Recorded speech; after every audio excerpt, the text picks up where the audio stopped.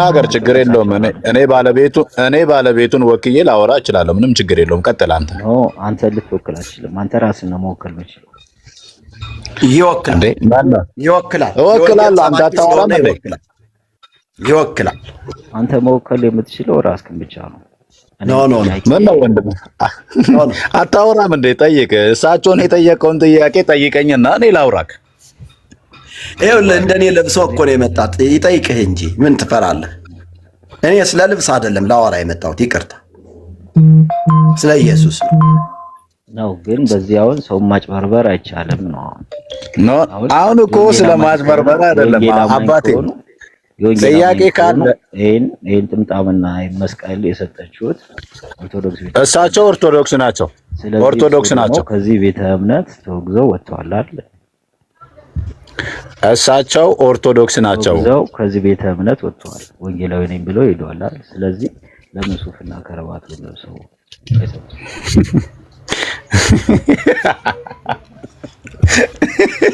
አራባት ያላደኩበት ነረተው አንተ ሰውዬ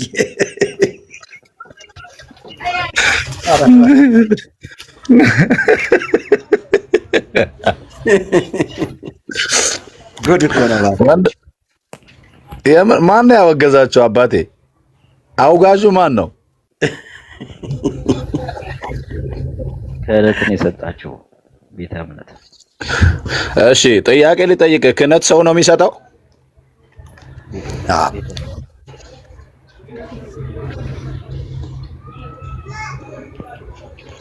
መልስልኝ። ክህነት ሰው ነው ወይ የሚሰጠው? ቤተ እምነቷ ቤተ እምነት ማለት እንግዲህ ሰው ነው አይደል? ሰው ነው ወይ የሚሰጠው ነው ይሄን ክህነት? ሰው አንተ ነህ እንዴ? ማን ነው ወንድም? መልስልኝ እንጂ በትክክል አትፍራ። አንተ በል አብሽር፣ አትደንግጥ። ሰው አንተ ማን ነው የሚደነግጠው? ክህነት ሰው ነው ወይ ኦር ጳጳስ ነው የሚሰጠው ወይስ ፓትርያርክ ነው የሚሰጠው ኦር ቄስ ነው የሚሰጠው? እስኪ ይሄን ብቻ እንድትመልስልኝ እፈልጋለሁ። ኖ ምን ነው አውራ እንጂ ለምን ትፈራለህ? ወይ ጳጳስ ነው በለኝ፣ ወይ ቄስ ነው በለኝ፣ ወይ ፓትርያርክ ነው በለኝ፣ ወይ ደግሞ መነኩሴ ነው በለኝ። ሰው የሚሰጠው የእናንተ ቤተ እምነት ነው። እሺ ከየት ነው? እሺ የእናንተ ማን ነው የሚሰጠው?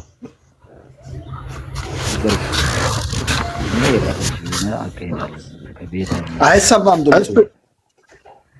ድምፁ አይሰማም። ድምፅ የለም እንደ እኔ ያንተ ይሰማል፣ የእሱ አይሰማም። እንዳለ እንተና ማን ነው ስሙ?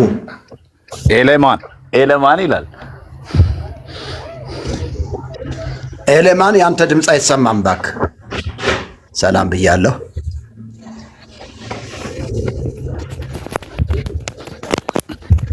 ኤሌማን ታብታብ አድርግና እንቀጥላለን። ቀጥሎ አባ ጸጋ ይብዛሎት። አሜን። ማውራት አይፈልግም። በቃ ወይ ሪፖርት እያደረገ ይሆናል። እናስወርደው። በቃ አውርዱት። ዶሮም የወረደ ነው። አውርዱት።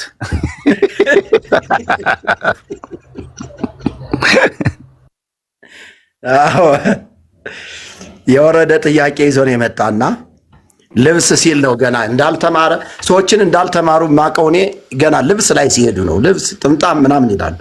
ምን ያደርግላቸዋል ጥምጣሙ? ዲዮኮና አንድ ሰባኪ ነው የሚለውን ሰው እናዳምጠው እስቲ። አንድ ሰባኪ ምን አለ መሰሎት መርጌታ የሆነ ጊዜ አወራንና አባጭበርባሪ ከቤቱ ከወጣ ስቆብና ካቦ ምን ይሰራላል? አንተ ቦርሆ እናት ለብዳታት ግማታም ላየው ይሄ የኦርቶዶክስ መገለጫዬ ቡሽቲዎች ናቸው። የቡሽቲ ስብስብ እዚህ የኢትዮጵያ ኦርቶዶክስ ቀኖናዋን እንትራን ያሳችን ነው። እናት ልብዳለ ግማታም አባጭበርባሪ ሌባ ወይ ለጎት ረዳቱ ገጽላ ይሰከራል እንዴ? ቆይስ ያክለው የሰሜን ሰው ነው መሰለኝ። ሰውዬ አጭበርባሪ ሌባ ነህ። ማርያምን እስኪ ያጭበረበሩትን ተናገር። እስኪ እዚህ ሜዳ ላይ ይኸው ያጭበረበሩትን ተናገር። እስኪ ኢትዮጵያ በስሟ ለምን ትነግዳለህ? ልብ ማለቴ ምንድነው? ጥምጣሙን ከየት ያመጣኸው ነው ያንተ? የእሷን አሁን የጥምጣሙን ትርጉም ታስረዳኛለህ? በብሩ ገዝቶ ነው። የእመቤታችን የቅድስት ድንግል ማርያም መግነዟን በብሩ ገዝቶ ነው። በብሩ ነው የገዛው። በብሩ ነው የገዛው። የለማ ተቀበው ተሰጠው ስለሌለ አንተ ምንም አይገባህም። እስኪ እናውራ። እኔ እናንተ በግዕዝ እናውራ። የትግማማ ቦርፎ እኔ እንደዚህ ከይሁዳ ጋር ማውራት ደስ አይለኝም። ታዲያ ልትሳደብ ነው የመጣኸው እንዴ? ጌታ ምሕረት ያርግልህ። ይብቃውን አስወርደው መሰል። ይውረድ። ምንም የለም። ኔፕ ነው። አዎ ይሄ ተሰክሮ ነው የገባ። በርጌታ እሺ ፋንታሁን ጤና ይስጥልን። እንዴት ነህ? አብሮ ይስጥልን። ሰላም ነው? እንዴት ነህ? እግዚአብሔር ይመስገን። ከየት ቤተ እምነት ነህ? እንኳን በሰላም በጤና ወደ ኢትዮጵያ አማኒቷ ወደ ቅዱሳ ስሟን አስረዘምካት። ከነ ክህነቷ እየጠራ ነው።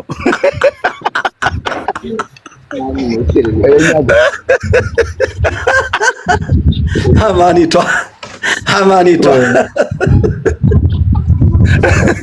ይሄ ደግሞ አዲስ ነገር ነው ይዘህ የመጣው። ቀጥል እስኪ። ሰላም ነህ አይደል መርጌታ?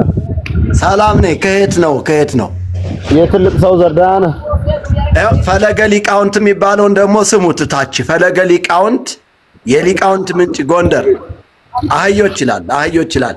እስኪ ሊቅ ከሆንክ ግባና አስረዳን እስኪ። ይሄ የሰፈሩ ጥምጣም ነው፣ ይታወቃል። የትምህርት አይደለም፣ የሰፈር ነው። ፈለገ ሊቃውንት እስኪ ግቡ እስኪ። አህዮች መሆናችንን እስኪ በደንብ ይንገሩን። ግቡ እስኪ። አሁን ኪያካድክ አቤት። ኧረ መሪ ሰላም በለኝ። ቢያንስ የሀገር ልጅ ነኝ እኔ። የት ሀገር ነህ? ሊበላ ቀይረናል አባቴ። አገር ቀይረናል። ዜግነታችን ሰማያዊ ነው። ጌታ ይመስገን። ማን ልበል አንተን? ስምህን ማን ልበል?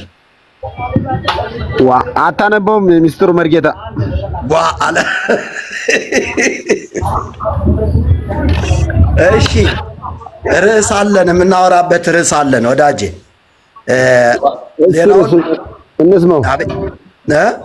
እንስማው ርዕሱን መሪ። በጣም ጥሩ። በኢትዮጵያ ኦርቶዶክስ ተዋሕዶ ቤተክርስቲያን አብይ ጾም ወይም ደግሞ ሁዳዴ ጾም የኢየሱስ ክርስቶስ ጾም ተብሎ 55 ቀን እየተጾመ ይገኛል በዚህ ሰዓት። ስለዚህ ሰዎቹ ጾሙን የሚጾሙት የኃጢአት ስርየትን ለማግኘት እንደሆነ በጾመ ድጓው መጽሐፍ ላይ ተጽፎ ይገኛል። በጾም ወበጸሎት ይሰረይ ኃጢአት ወይደመሰስ ኩሎ ጌጋዬ ይላል። ይህ ወደ ትርጓሜ ሲመጣ በጾምና በጸሎት ኃጢአት ይሰረያል ወይደመሰስ ኩሎ ጌጋዬ፣ ሁሉም በደል ይደመሰሳል፣ ይጠፋል ማለት ነው። ሌላው ጾም ትፌውስ ቁስለ ነፍስ ወታጸምም ኩሎ ፍቶታተ ዘሥጋ ትሜህሮሙ ለወራዙት ጽሙና እስመ ሙሴኒ ጾመ በደብረ ሲና ይላል። ይሄንን ምን ተርጉመው ጎበዝ? እንተርጉመው። ጾም ትፌውስ ቁስለ ነፍስ፣ ጾም የነፍስን ቁስል ትጠግናለች ነው የሚለው። ትፈውሳለች፣ ታድናለች ነው የሚለው እና ይህ ትምህርት አደገኛ የሆነ ትምህርት ነው። ከቃሉ አንጻር ስንመለከተው አደገኛ የሆነ ትምህርት፣ የክህደት ትምህርት። በመጽሐፍ ቅዱስ ስንመዝነው ሐሰተኛ ትምህርት ሆኖ አግኝተነዋል። ለምን ካላችሁ መጽሐፍ ቅዱሳችን የእግዚአብሔር ቃል በአንደኛ ዮሐንስ መጽሐፍ ምዕራፍ 1 ቁጥር 7 ላይ ወደሙ ለኢየሱስ ክርስቶስ ያነጻሃንም ኩሉ ኃጣውኢነ፣ የልጁም የኢየሱስ ክርስቶስ ደም ከኃጢአት ሁሉ ያነጻል ነው የሚለው። ስለዚህ የኢየሱስ ክርስቶስ ደም የፈሰሰው የሰዎችን ኃጢአት ለማንጻት ነው። የኃጢአት ስርየት የሚገኘው በክርስቶስ ኢየሱስ ደም ነው እንጂ በጾምና በጸሎት አይደለም እያልን ያለ። ጾም ጸሎት አስፈላጊ ነው። ጾም ጸሎት ለአንድ ዓላማ በእግዚአብሔር ፊት የምንቆይበት ነው። ጾም ጸሎት በንስሐ በእግዚአብሔር ፊት የምንታይበት ነው።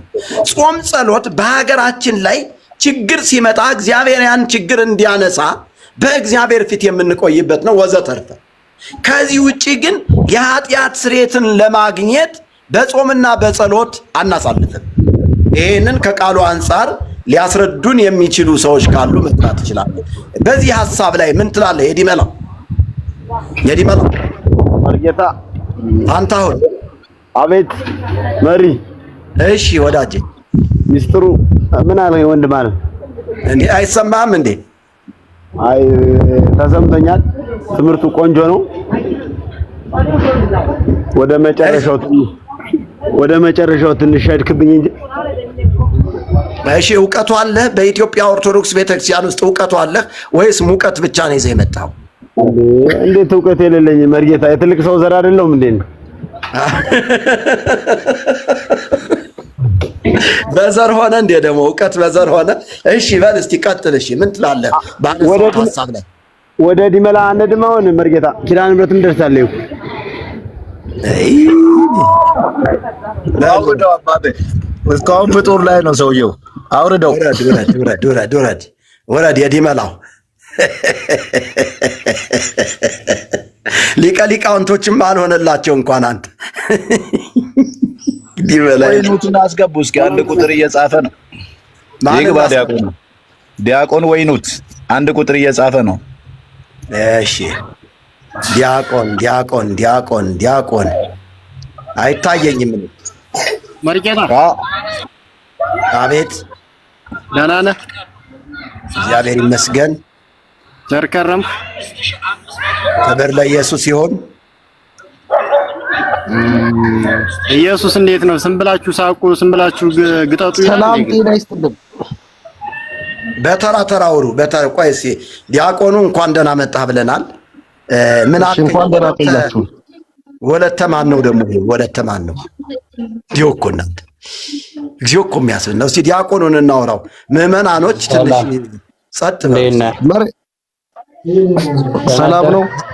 መምህር ነው የሚለው መምህር። ኦኬ መምህር ነህ? አዎ። የምን መምህር ነህ? ያው እንዳንተ አይነት አጨርባሪ ጴንጤ መሰል እነ እንትናን ምናምን አሁን ለፍርድ ላቀርብ የተዘጋጀው መምህር ነኝ። ለፍርድ አቀርባለሁ በቅርብ ቀን። እንዳንተ አይነት ጥምጣም ጠምጥሞ የሚያጭበረብሩትን አሁን ቅርብ ቀን ለፍርድ አቀርባለሁኝ። እዛው ለፍርድ ለማቅረብ ስትመጣ አንተ እዛው ከርቸሌ ገብተህ ትቀራለህ። እሺ ተዘከረኒ ወረድ እዚያ ወበከንቱ መሳለቁ አይጠቅምም። አንተ እንኳን መርዝ ትምህርት እያስተማርክ ለፍርድ አልቀረብክም እኮ አንተ። እኔ መርጌታ ምስጢሩ መስገን ይቀልዳል እንዴ? መርዝ የሆነ ትምህርት የምታስተምረው አንተ እንኳን ለፍርድ አልቀረብክም። ኢትዮጵያን ዝቅ ያደረግክ ያዋረድክ አንተ አይደለህ እንዴ? ኢትዮጵያን ያዋረድካት አንተ አይደለህ? የመቃብር አፈር እያስጠጣህ የላሊበላ አፈር፣ የጎጃም የጎንደር አፈር የጠጣ ኃጢአቱ ይሰረይለታል እያልክ እያስተማርክ እኔ አባት ቆይ ሰውዬው ቆይ ተረጋጋ። ሻሹን ወይ ፍተው። ቆይ ተረጋጋ። ዲያቆን በአንድ ሰው በሁለት ሰው ቆይ በሁለት ሰው ስራ ሰው አይሰደብም። ቤተክርስቲያን አትሰደብም። እሺ ዲያቆን አንተ በአርስቱ ላይ ታወራለህ እኮ። በአርስቱ ልናወራ ነው እኮ። ተረጋጋ። ለብዙ የምትቸኮለው አይንን መዝገቡ የምሸማቀቅበት ነገር የለም ወዳጅ። አንድ የምሸማቀቅ እኮ እናወራበት እኮ በሐሳቡ ወንጌል ይዤ ነው አንተ የምሸማቀቀው። ቀጥል። ኧረ ቆይ ምንድን ነው? ቆይ ፉከራ እኮ አይደለም። እሺ ጾም መሻር ኃጢአት ነው አይደለም? የትኛውን ጾም? የትኛውን ጾም? ይመለከተኛል። ለምንድን ነው የማይመለከተኝ? ስለሚመለከተኝ እኮ ነው ላወራ። እኔ እኮ ፕሮቴስታንቶች ግን አፋችሁ ነው እንዴ እንዲረዝሙ የሚመጣው? ግን ለምንድን ነው በመጽሐፍ ማናወራው? ኦርቶዶክስ ኦርቶዶክስ የትኛው ጾም ነው እያልኩ ያለሁት? የትኛውን ጾም? የኦርቶዶክሱን ጾም ነው? የመጽሐፍ ቅዱስ ጾም? እኔን አውራኝ፣ ችግር የለውም። እኔን አውራኝ ወንድሜ፣ እኔን አውራኝ። ከአንተ ጋር ነው። ስንት ጾም አለ? የትኛውን ጾም? የትኛውን ጾም? ንገረኝ አንተ። የትኛውን ጾም መልስልኝ። ይሄን መጀመሪያ ያማል እንዴ? ስንት ጾም አለ አልኩህ እኮ። እኔ ጾም ነው የማውቅ። የጾምን ትርጓሜ እናረቃለን። ስንት ጾም አለ? እሺ ወንድሜ፣ የመጽሐፍ ቅዱስ ጾም አለ አንደኛ። ሁለተኛ ደግሞ የኦርቶዶክስ ጾም አለ። የመጽሐፍ ቅዱስ ጾም ንገረኝ፣ ምንድን ነው የመጽሐፍ ቅዱሱ ጾም? በማቴዎስ ምዕራፍ 6 አለ። መልካም። የመጽሐፍ ቅዱስ ጾም ትንቢተ ኢሳይያስ ማቴዎስ ምዕራፍ 6 አምጣው፣ ችግር የለም። ምን ይላል ማቴዎስ ምዕራፍ 6 ላይ? ምን ስለምንድን ነው የሚያወራው? ስለ ጾሙ አርስቱ ምን ነው የሚጠቁም ንገረኝ።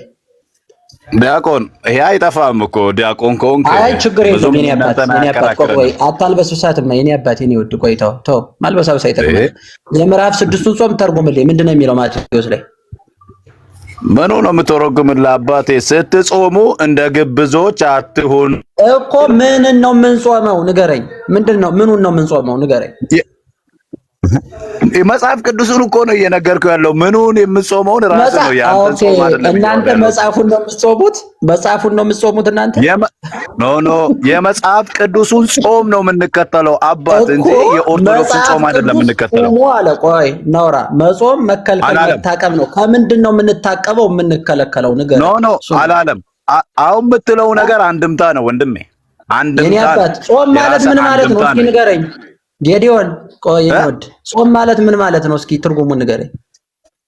ኢሳይያስ ምዕራፍ 58 እኔ አልነግርህም። ይኸው መጽሐፍ ቅዱስ ጾም የሚለው ቆይ እናውጣ። መጽሐፍ ቅዱስ መዝገበ ቃላት መቼም እናንተ የምታምኑበት አላችሁ። መጽሐፍ ቅዱሱን ራሱን አውጣ። መጽሐፍ ቅዱሱን መዝገበ ቃላቱ ጾሙ ምንድነው የሚለው? ጾም ማለት ምንድነው የሚለው? ጾም ማለት ትርጉሙ ምንድነው? እንግዲህ ይሄ ትርጓሜ ነው አልከኝ። እየሰማኸኝ ነው አይደል? በጣም እየተስማማን መሰለኝ።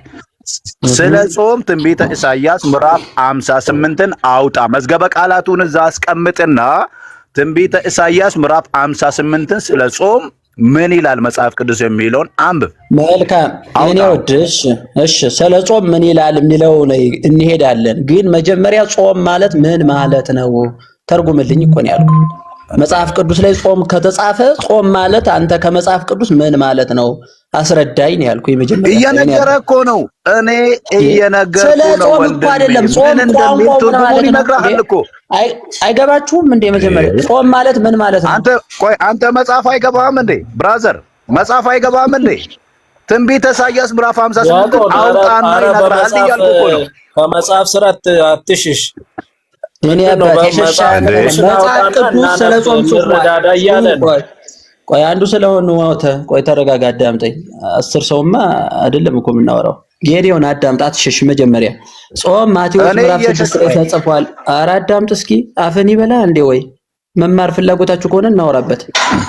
ስለ ጾም ምዕራፍ 6 ማቴዎስ ላይ ተናግሮ ተሆነ በማቴዎስ ወንጌል ላይ የተገለጸውን ጾም የምትቀበል ከሆነ በአንተ ላይ ጾም ማለት ቀጥተኛ ትርጉሙ ምንድነው ነው ያልኩህ።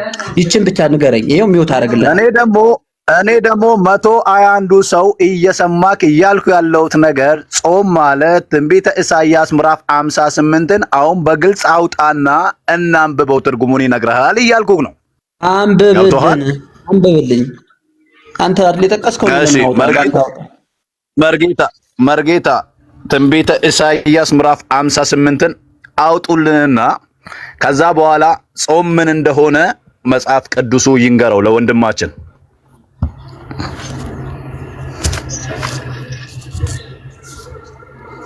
እሺ መልካም።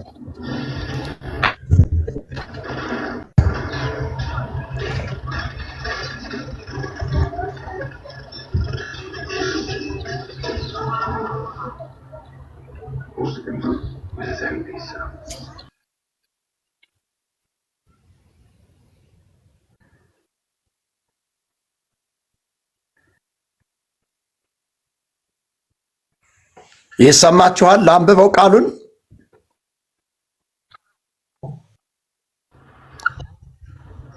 በጣም ጥሩ። ክፍሉ ከቁጥር 3 ጀምሮ ነው፣ ግን ከላይ ጀምሬ ከቁጥር 1 ጀምሮ አነባዋለሁ። በጌታ በኢየሱስ ስም አነባለሁ። በጌታ በኢየሱስ ስም ታዳምጣላችሁ። በኃይል ጩህ፣ አትቆጠብ፣ ድምፅህን እንደ መለከት አንሳ። ለሕዝቤ መተላለፋቸውን ለያዕቆብ ቤትም ኃጢአታቸውን ንገር። ነገር ግን ዕለት ዕለት ይሹኛል፣ መንገዴንም ያውቁ ዘንድ ይወዳሉ። ጽድቅን እንዳደረጉ የአምላካቸውንም ፍርድ እንዳልተዉ ሕዝብ እውነተኛውን ፍርድ ይለምኑኛል። ወደ እግዚአብሔርም ለመቅረብ ይወዳሉ። ስለምን ጾምን? አንተም አልተመለከትከንም። ሰውነታችን ስለምን አዋረድን? አንተም አላወቅክም ይላሉ። እነሆ በጾማችሁ ቀን ፈቃዳችሁን ታደርጋላችሁ፣ ሰራተኞቻችሁንም ሁሉ ታስጨንቃላችሁ። እነሆ ለጥልና ለክርክር ትጾማላችሁ፣ በግፍ ጡጫም ትማታላችሁ። ድምፃችሁንም ወደ ላይ ታሰሙ ዘንድ ዛሬ እንደምትጾሙት አትጾሙ። እኔ የመረጥኩት ጾም ይህ ነውን? ሰውስ ነፍሱን የሚያዋርደው እንደዚህ ባለ ቀን ነውን? በውኑ ራሱን እንደ እንግጫ ዝቅ ያደርግ ዘንድ ማቅንና አመድን በበታችሁ ያነጥፍ ዘንድ ነውን? በውኑ ይህንን ጾም በእግዚአብሔር ዘንድ የተወደደ ቀን ትለዋለህን? እኔስ የመረጥኩት ጾም ይህ አይደለምን? የበደልን እስራት ትፈቱ ዘንድ፣ የቀንበርንስ ጠፍር ትለቁ ዘንድ፣ የተገፉትን ሳርነት ትሰዱ ዘንድ፣ ቀንበሩንስ ሁሉ ትሰብሩ ዘንድ አይደለምን? እንጀራንስ ለተራበ ትቆርሱ ዘንድ፣ ስደተኞችን ድሆች ወደ ቤት ታገባ ዘንድ፣ የተራቆቱትንስ ብታይ ታለብሰው ዘንድ ከሥጋ ዘመድህ እንዳትሸሸግ አይደለምን? ቁጥር 8 የዚያን ጊዜ ብርሃንህ እንደ ንጋት ይበራል፣ ፈውስህም ፈጥኖ ይበቅላል፣ ጽድቅህም በፊትህ ይሄዳል ይላል። ክብር ለእግዚአብሔር ለአምላካችን ይሁን። እና ምንድን ነው ጾም ምንድን ተብሎ ተፈታ? ጌዲዮን ምንድን ነው የፈለግከው ፖይንት ከዚህ ላይ? እኔ ከዚህ ላይ የፈለግኩት ፖይንት መጽሐፍ ቅዱስ የሚለው ጾም ይሄ ነው ነው። በመጀመሪያ ደረጃ ይሄ ጾም አሁን ከዚህ ላይ የተጠቀሱ ምን ነው ጾሙ የተባለ? መጾም ማለት ምንድን ነው? የመጀመሪያው ሐሳብ ታስረዳናለህ። ወንድሜ እየሰማህ አይደለም እንዴ? የእግዚአብሔር ቃል አይደል አሁን የተነበበልህ ነው። ምንድን ነው? ቆይ አስረዳኝ። ችግር የለም የኔ አባት አትቸኩል እንጂ ምንድን ነው? አትናደድ። እኔ አልናደድም በነገራችን ላይ ማለት ነው። የምሬን ነው። እኔ አልናደድም። ሳስረዳ ደስ እያለኝ ነው ማስረዳት። አትፍራ፣ አትደንግጥ። ይኸውልህ ጾም ማለት ምን ማለት ነው? እስኪ ንገረኝ ዝም ብለህ በቁሙ። አሁን ይሄ ምን ጾማቸው ነው? የጾም ትርጓሜ ነው። ጾም ማለት ግን በቁሙ ምን ማለት ነው? ንገረኝ እስኪ። ነገረክ እኮ መጽሐፉ። ስትጾሙ ምን ማድረግ አለባችሁ እያለ ነገር እኮ ገብቶሃል። አንተ ገብቶሃል አይደል? ስለዚህ ጾም ማለት ምን ማለት ነው እንዴ? ልናገር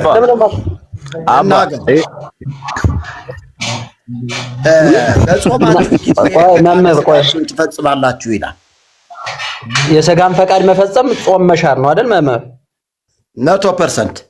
የሥጋ ፈቃድ ምንድን ነው? ለምሳሌ አሁን ቅድም አንድ አባት መላከ ሰላም ይተው ችግር የለውም። እኔ ስለቀደሙ ስለገቡ አባቶች አይመለከተኝም። አዳምጠኝ አይደለም።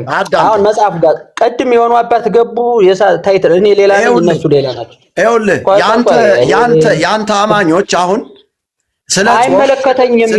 አንድ ሰው ትክክለኛ መረዳት ያለባቸውን ነገር እየተስማማን ብናወራ መልካም። ያዳመጥክ በየተራ እንድታወሩ ብዬ ነው። አንድ ያዳምጠውና በየተራ ካላወራን አንስማማ ወዳጄ። እኔ ልናገር፣ ከዛ በኋላ ደግሞ አንተ ታወራለህ ትናገራለህ። ያለዚያ እኔ እያወራሁኝ በእኔ እንትን ላይ የምትቆም ከሆነ እንዴት ልንስማማ እንችላለን? ቃሉን ማክበር ካለብን ከመጾማችን በፊት እርስ በራሳችን መተራረም አለብን አይደል እንዴ? እንዲያውም እኮ ቅዱስ ያሬድ አንድ ነገር ተናግሯል። ቅዱስ ያሬድ ይጹም ዓይን ይጹም ልሳን እዝንኒ እምሰሚዐ ሕሱም። አየኸው? እንዲያው ቤተክርስቲያኒቱ እኮ እንቁ የሆኑ ሴቶች አሏት። በእውነቱ እኛ አበለሻሸ ነው እንጂ ቅዱስ ያሬድ እንደተናገረው ጾም ማለት አይን እንኳን ሳይቀር እንዲጾም ይናገራል። ይጹም አይን አየው፣ ይጹም ልሳን። ይጹም ልሳን ማለት አፍ ክፉ ነገር ከመናገር ወኢይጻ አብይ ነገር እማፉክሙ፣ ክፉ ነገር ከቶ ካፋችሁ አይውጣ ተብሎ እንደተጻፈ እየጾምን እንሳደባለን። ፈቃደ ስጋችን እያደረግን ነው ማለት ነው። እየጾምን እንሳደባለን። ታዲያ ጾሙ ሄት ነው ያለው። እዝንኒ እምሰሚያ ህሱም፣ ጆሮም ክፉ ከመስማት ይጹም ይከልከል እያለን ያለው። ስለዚህ አንተ ስለ ጾም እየሰበከን የምትሳደብ ከሆነ የአንተ ዘመዶች እየጾሙ የሚሳደቡ ከሆነ የሚሰክሩ ከሆነ በሰሞኑ አንድ መነኩሴ አይታችኋቸዋል። ጭፈራ ቤት ገብተው እንደዚህ እየጨፈሩ ሰክረው ምናምን እየተንገዳገዱ። ታዲያ ጾሙ እንደዚህ ነው ወይ? ጾም እንደዚህ ነው? ጾም መስከር ነው? ጾም መሳደብ ነው? በኦርቶዶክስ ቤተክርስቲያን ጾም መደባደብ ነው? ጾም እገልሃለሁ እያሉ ነው እንዴ ጾም የሚጾመው? ጾም ማለት በእግዚአብሔር ፊት በንስሐ የምንቆይበት ከአምላካችን ከእግዚአብሔር ጋር የምናወራበት ሚስጥርን የምንጋራበት ስለ የራሳችን ኃጢአት በእግዚአብሔር ፊት በንስሐ የምንቆይበት እንዲሁም ደግሞ አንድ ችግር ሲፈጠር በሀገር ላይ ሊሆን ይችላል፣ በቤተ ክርስቲያን ላይ፣ በግለሰብ ላይ የሆነ ችግር ሲፈጠር ያንን ችግር እግዚአብሔር እንዲያነሳ በጾምና በጸሎት እናሳልፋለን። ከዚህ ውጪ ቤተ ክርስቲያኒቱ እንዳስተማረችውና እንዳዜመችው የዜማ ትምህርት በጾምና በጸሎት ኃጢአትን ለማስተስረይ አይደለም። በጾም ወበጸሎት ይሰረይ ኃጢአት በጾምና በጸሎት ይሰረያል። ወይ ደመሰስ ኩሎ ጌጋይ፣ ሁሉም በደል ጌጋይ ማለት በደል ነው፣ ክፋት ነው። ክፋት ሁሉ ይደመሰሳል ይጠፋል እያለች ነው። ጾም ትፌውስ ቁስለ ነፍስ ወታጸምም ኩሎ ፍትወታተ ዘሥጋ። አዎ ትሜህሮሙ ለወራዙት ጽሙና እስመ ሙሴን ጾመ በደብረ ሲና። ሙሴ እንኳን ሳይቀር በደብረ ሲና ወጦ የጾመው የኃጢአት ስርየትን ለማግኘት እንደሆነ ተጽፏል። ጾም ትፌውስ ቁስለ ነፍስ፣ የነፍስን ቁስል ትጠግናለች ተብሎ ነው በዜማ የተማርነው ወዳጅ ሆይ። ስለዚህ እኛ በመጽሐፍ ቅዱሱ የተጻፈውን እውነት ስለ ጾም እግዚአብሔር የተናገረውን እውነት እንቀበላለን፣ እንጾማለን። እኛ እንደ ተሐድሶ በሳምንት አንድ ጊዜ እንጾማለን። የምንጾመው ከኃጢአታችን ለመፈወስ አይደለም። ኃጢአታችንን እግዚአብሔር እንዲያስተሰርይልን አይደለም። ኃጢአታችንን በቀራንዮ ጎልጎታ ላይ እግዚአብሔር ልጁን ኢየሱስ ክርስቶስን ሰውቶት ኃጢአታችን በደሙ ተሰርዮአል። ወደሙ ለኢየሱስ ክርስቶስ ያነጻንም ኩሉ ኃጣውኢነ፣ የልጁም የኢየሱስ ክርስቶስ ደም ከኃጢአት ሁሉ ያነጻል ተብሎ እንደተጻፈ እኔ ከኃጢአቴ የታጠብኩትኝ የነጻሁትኝ በክርስቶስ ኢየሱስ ደም ነው። አሜን በል። ወደድክም ጠላህም የክርስቶስ ኢየሱስ ደም የፈሰሰው ስለ ሁላችን የኃጢአት ይቅርታ ነው። ስለ ሁላችን በደል ነው። ስለ ሰራነው ኃጢአት ነው ክርስቶስ ደሙን ያፈሰሰው። ስለዚህ እኛ ጾም ጸሎት የምንገባው ለዓላማ ነው። ባጭሩ ለአንድ ዓላማ ነው። ጾም ጸሎት ለግል ለስራ ሊሆን ይችላል። ልጾም አለሆን ያውን ስራ ለመስራት ባስብ ያንን ስራ እግዚአብሔር እንዲያከናውንልኝና አቅጣጫ እንዲሰጠኝ ልጾም ልጸልይ ይችላል። ለአገልግሎት የሆነ አገር ሊሄድ ብፈልግ ከዚህ ተነስቼ ወደ ባህር ዳር ሊሄድ ብፈልግ በእግዚአብሔር ፊት መጀመሪያ ለ3 ቀን ሊሆን ይችላል ወይም ለ7 ቀን ኦር ለ10 ቀን ልጾም እችላለሁ። እግዚአብሔር እንዲናገረኝ ጾም ጸሎት ልገባ እችላለሁ። ከዚህ ውጪ አሁን አመድ ነስንሼ ትቢያ ልሼ ማቅ ለብሼ ለመዳን አልጸልይም። ለመዳን አያገለግልም ነው ዋናው እየተነጋገርንበት ያለው ሐሳብ።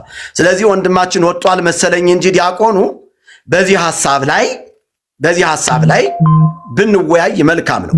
ግን መላከ ሰላም እየተባሉ መምህር እየተባሉ ዲያቆን እየተባሉ መጠው እዚህ ጋር የሚሳደቡ ሰዎች ጾም እየጾሙ አይደለም ነው የምለው። ሲቀደም ጾሙም ትክክለኛ ጾም አይደለም። አንደኛ የዘመን ቀመሩ ልክ አይደለም። የመጀመሪያው ሳምንት ጾም የነፍሰ ገዳይ ጾም እንደሆነ የሚያቅሰዋል። ጾመ ህርቃል ማለት ህርቃል የሚባል ነፍሰ ገዳይ ነው። ለሱ ነው የምትጾመው ቤተክርስቲያኒቱ። እሱም በደንብ ታሪካዊ ዳራውን ፈታተን ቁጭ ማድረግ እንችላለን። ጾመ ሕርቃል የሚባል ጾም አለ። ጌታ ኢየሱስ ክርስቶስ 55 ቀን ነው የጾመው። በእውነቱ 55 ቀን ነው የጾመው። 40 መዓልት 40 ሌሊት ነው የጾመ። ደግሞስ እንደ ኢየሱስ ክርስቶስ መጾም የምትችሉ ከሆነ ኢየሱስ ክርስቶስ የጾመውን ጾም እንጾመዋለን ካላችሁ እናንተ በየአይነቱ ይሄ ምንድነው አምጡልኝ፣ ይሄ ስልጁ የሚባል አለ ስጋን የሚተካ ብዙ አይነት ምግብ፣ ፍራፍሬው አይቀር፣ ምኑ አይቀር፣ አደንጓሬው አይቀር እንዴ ዘጭ አድርጋችሁ እየበላችሁ የኢየሱስ ክርስቶስን ጾም እንጾማለን ስትሉ አታፍሩ? ኢየሱስ ክርስቶስ እኮ ሲጾመው እኮ አልበላም አልጠጣም ነው የሚለው እንዴ 40 መዓልት 40 ሌሊት አልበላም አልጠጣም ከጾመ በኋላ ተራበ ነው የሚለው። ታዲያ የኢየሱስ ክርስቶስን ጾም እንዴት ነው የጾምከው ወዳጅ? እስኪ ልጠይቅህ፣ እንዴት ነው የጾምከው? እንዴት ነው እየጾምሽው ያለ? እየተሳደብሽ ወንጌል ሰባኪዎችን እያሳደድክ እንዴት አድርገህ ነው የምትጾመው? ይህ ጾም የኢየሱስ ክርስቶስን ጾም አይወክልም ባይነኝ እኔ። ይቅርታ አድርጉልኝ። መቀጠል ያለባችሁ ሰዎች ቀጥሉ። መወያየት የሚፈልጉ ሰዎች ካለ ይግቡ፣ ይወያዩ። በፍቅር እንወያይን ያለ እኔ ትንሽ ጠንከር አድርጌ ስለምናገር እንትን ይላቸዋል ሰዎቹ፣ ይኸው ተሳዳቢው እንትኑ ምናምን ይላሉ። እና እኔ ጠንከር አድርጌ ስለማወራ እንጂ እንደኔ የፍቅር ሰው የለም። ባይዘው እንደኔ ሰውን የሚወድ ሰው የለም። በጣም ሰውን ወዳለሁ። አንተን ጠልቼ መቼም ቢሆን ወንጌል አልሰብክም። ጥላቻ ካጋንንት እንደሆነ ስለማምን ነው። ክብር ለመንፈስ ቅዱስ ይሁን።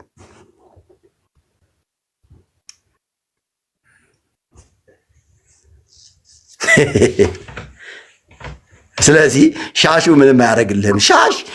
ስለ ሻሽ አታውሩ። እኔ ለብሰዋለሁ፣ በቃ ተመችቶኛል። ዕጣን ሚዲያ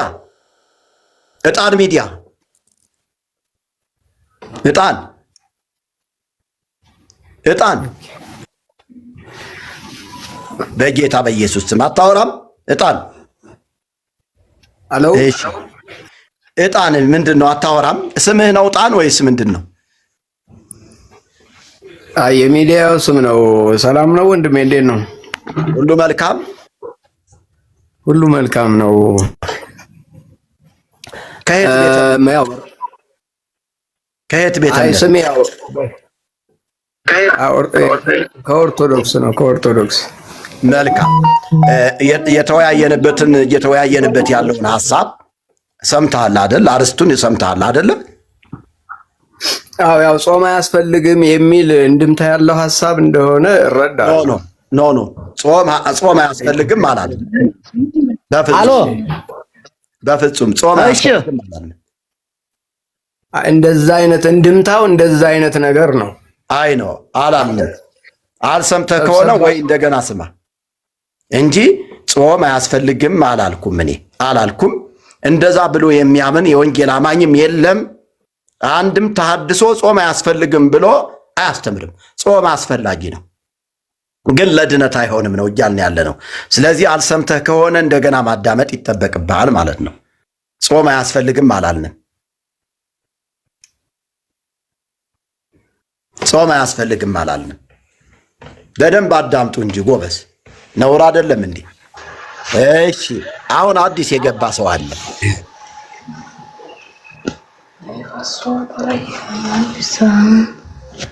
ሰላም ብያለሁ መምህር። ሰላም ጤና ይስጥልን።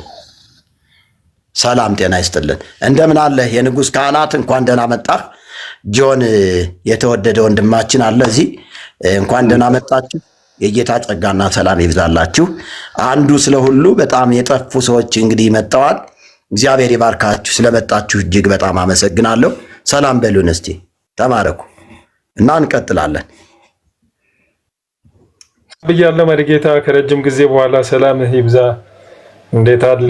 አንዱ ስለ ሁሉ ስላየው ደስ ብሎኛል። ወደዚህ ያላችሁ በላይ በታችን ሰላማችሁ ይብዛ። እግዚአብሔር ባርካችሁ። ጥሩ አጀንዳ ነው የተነሳው። የጾም ተቃዋሚ አይደለንም። የሆነ ጴንጤ ስለማይጾም ስለሚበላ የሚሉ ሰዎች አሉ። ጴንጤም እንዴት ከኦርቶዶክስ በላይ በዓመት ውስጥ ባሉ ቀናት እንደሚጾም በማስረጃ እንደገና ሲጾምም ደግሞ ከምግብም ከሁሉ ነገር ተከልክሎ ድብን ያለ ጾም እንደሚጸልይም በመረጃ ስለምናወራ ሰላም በሉንና ቀጥሉ። ተባረኩ። እውነት ነው። እግዚአብሔር ይባርክህ። ተባረክ። ጴንጤ አይጾምም የምትሉ ሰዎች እስኪ ጴንጤ ቸርች ሂዱና ታፔላውን ይዩት ዝም ብላችሁ። ከሳምንት አንድ ቀን የጾም ጸሎት ጊዜ ተብሎ ተጽፎ ታገኛላችሁ። ይብን ምን ሆናችሁ ነው ግን? እሺ ቀጥሎ እስኪ ስለ ወተት ጠይቅልን። ወተትና ቅቤ ምናምን ለምንድን ነው የሚጾሙ? አቤት ማን ነው የሚያወራው? አይታይም እንትኑ ኢየሱስ የሚላክ ከሆነ ነው። ታች ላይ እሺ። ወተት ስለ ወተት ለምንድን ነው የሚጾሙ? ወተት ብቻ ማለት ነው። እና ቅቤም ይጾማሉ ለምንድን ነው? ለኦርቶዶክሶች ነው ጥያቄው። አዎ ጾም ለምን ወተት ለምን ይጾማል ነው? ኦኬ እሺ። አንድ ቁጥር ጻፉ ኦርቶዶክሳውያን፣ በጣም አቅሙ ያላችሁ ከኛ ጋር መወያየት የምትችሉ አቅሙ ያላችሁ በፍቅር ማውራት የምትፈልጉ አንድ ቁጥር ጻፉ። በፍቅር ማውራት የምትፈልጉ አንድ ቁጥር ጻፉ እስቲ። እንግዲህ አንዳንድ ቁጥር በጣም ብዙ ሰው ጽፏል። ሁሉም በፍቅር ለማውራት ነው እንግዲህ ሁሉ የጻፈው ማለት ነው። እናስገባ እስቲ አንዱን እናስገባ። እሺ እናስገባ አንድ። በጣም ጥሩ ጥያቄ ቀርቦላችኋል። ጾም ለድነት ልበለው ርዕሱን ያስፈልጋልን እንበለው። ሰላም ብያለሁ ሳሚ። ጾም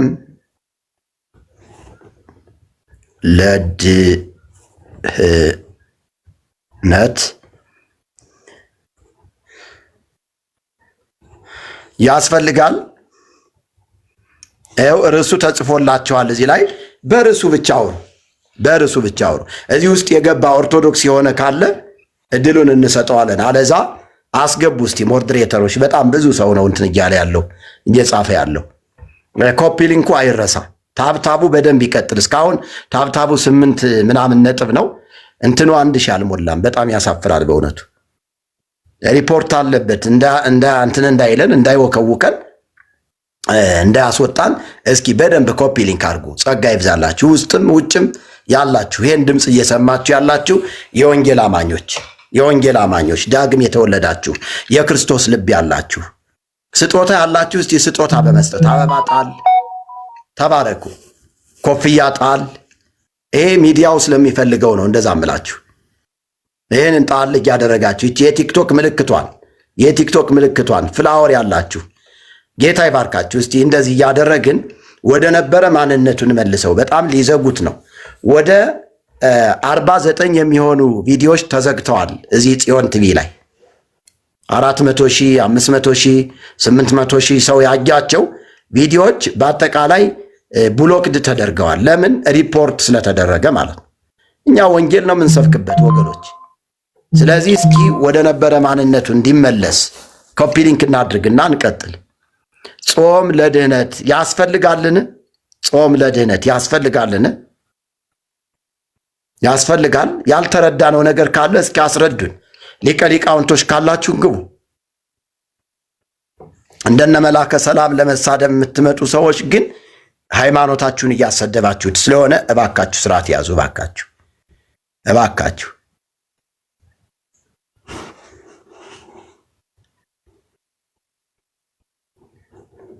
ተባረኩልን። ክብር ለመንፈስ ቅዱስ ይሁን። ኮፒ ሊንክ እያደረጋችሁ ያላችሁ ሰዎች ዘመናችሁ ይባረክ፣ እጆቻችሁ ይባረኩ። በደንብ ኮፒ ሊንክ አድርጉ። ይቀጥል። ሰለሞን ሰላም ብያለሁ። ሰለሞን ልጆችን አሳድግ። መጀመሪያ ልጆችን አሳድገ የእግዚአብሔርን መንግስት አውራ። ልጆችን አንድ ሺህ ተው ነው እኮ የጠየቀው ለስድብና ለሪፖርት። አንዳንዶችን እናስገባቸዋለን።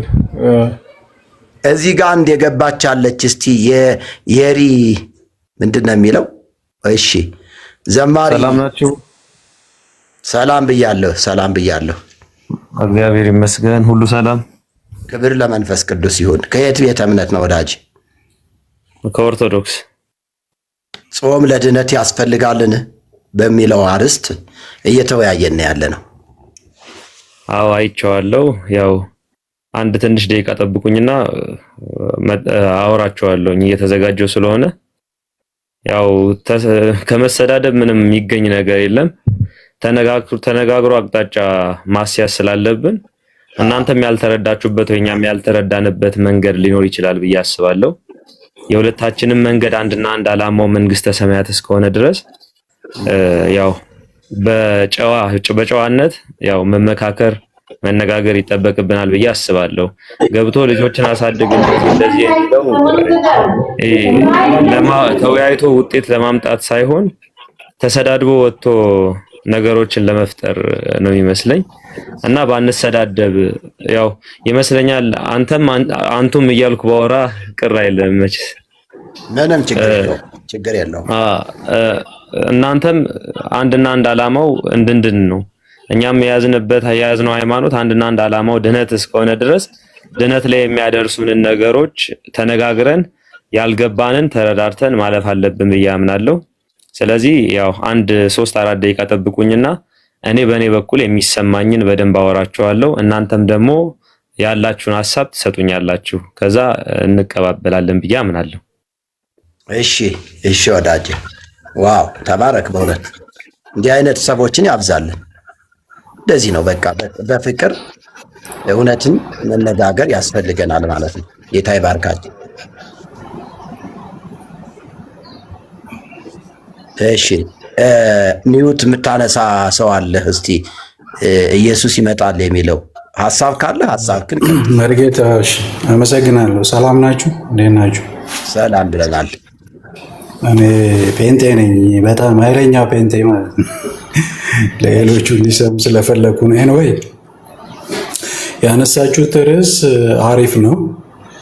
ያው ማንም ሰው ያውቃል ማለት ስፔሻሊ ፕሮቴስታንት የሆነ ሰው የሚድነው በጾም ጾሞ ስላልሆነ የሚድነው በክርስቶስ ኢየሱስ ነው የሚድነው። ዋናው የታወቀ ነገር ነው። እኔ ግን በጣም ልገባ ያስገደደኝ ነገር አንድ ነገር አለ። ከታች ያሉ ኦርቶዶክሳውያኖች ቤተክርስቲያን የሚሄዱ ናቸው ወይስ መንገድ ላይ ዝም ብሎ የሚዞሩ ሰዎች ናቸው? በጣም አገኛለሁ፣ አሳስራለሁ፣ እገላለሁ፣ እንደዚህ ነው፣ ይህንን አውልቅ፣ ይህንን አታድርግ፣ ይህንን ልበስ፣ ይህንን አትልበስ እያሉ ያሉ ሰዎች በጣም አሳፋሪ ነው።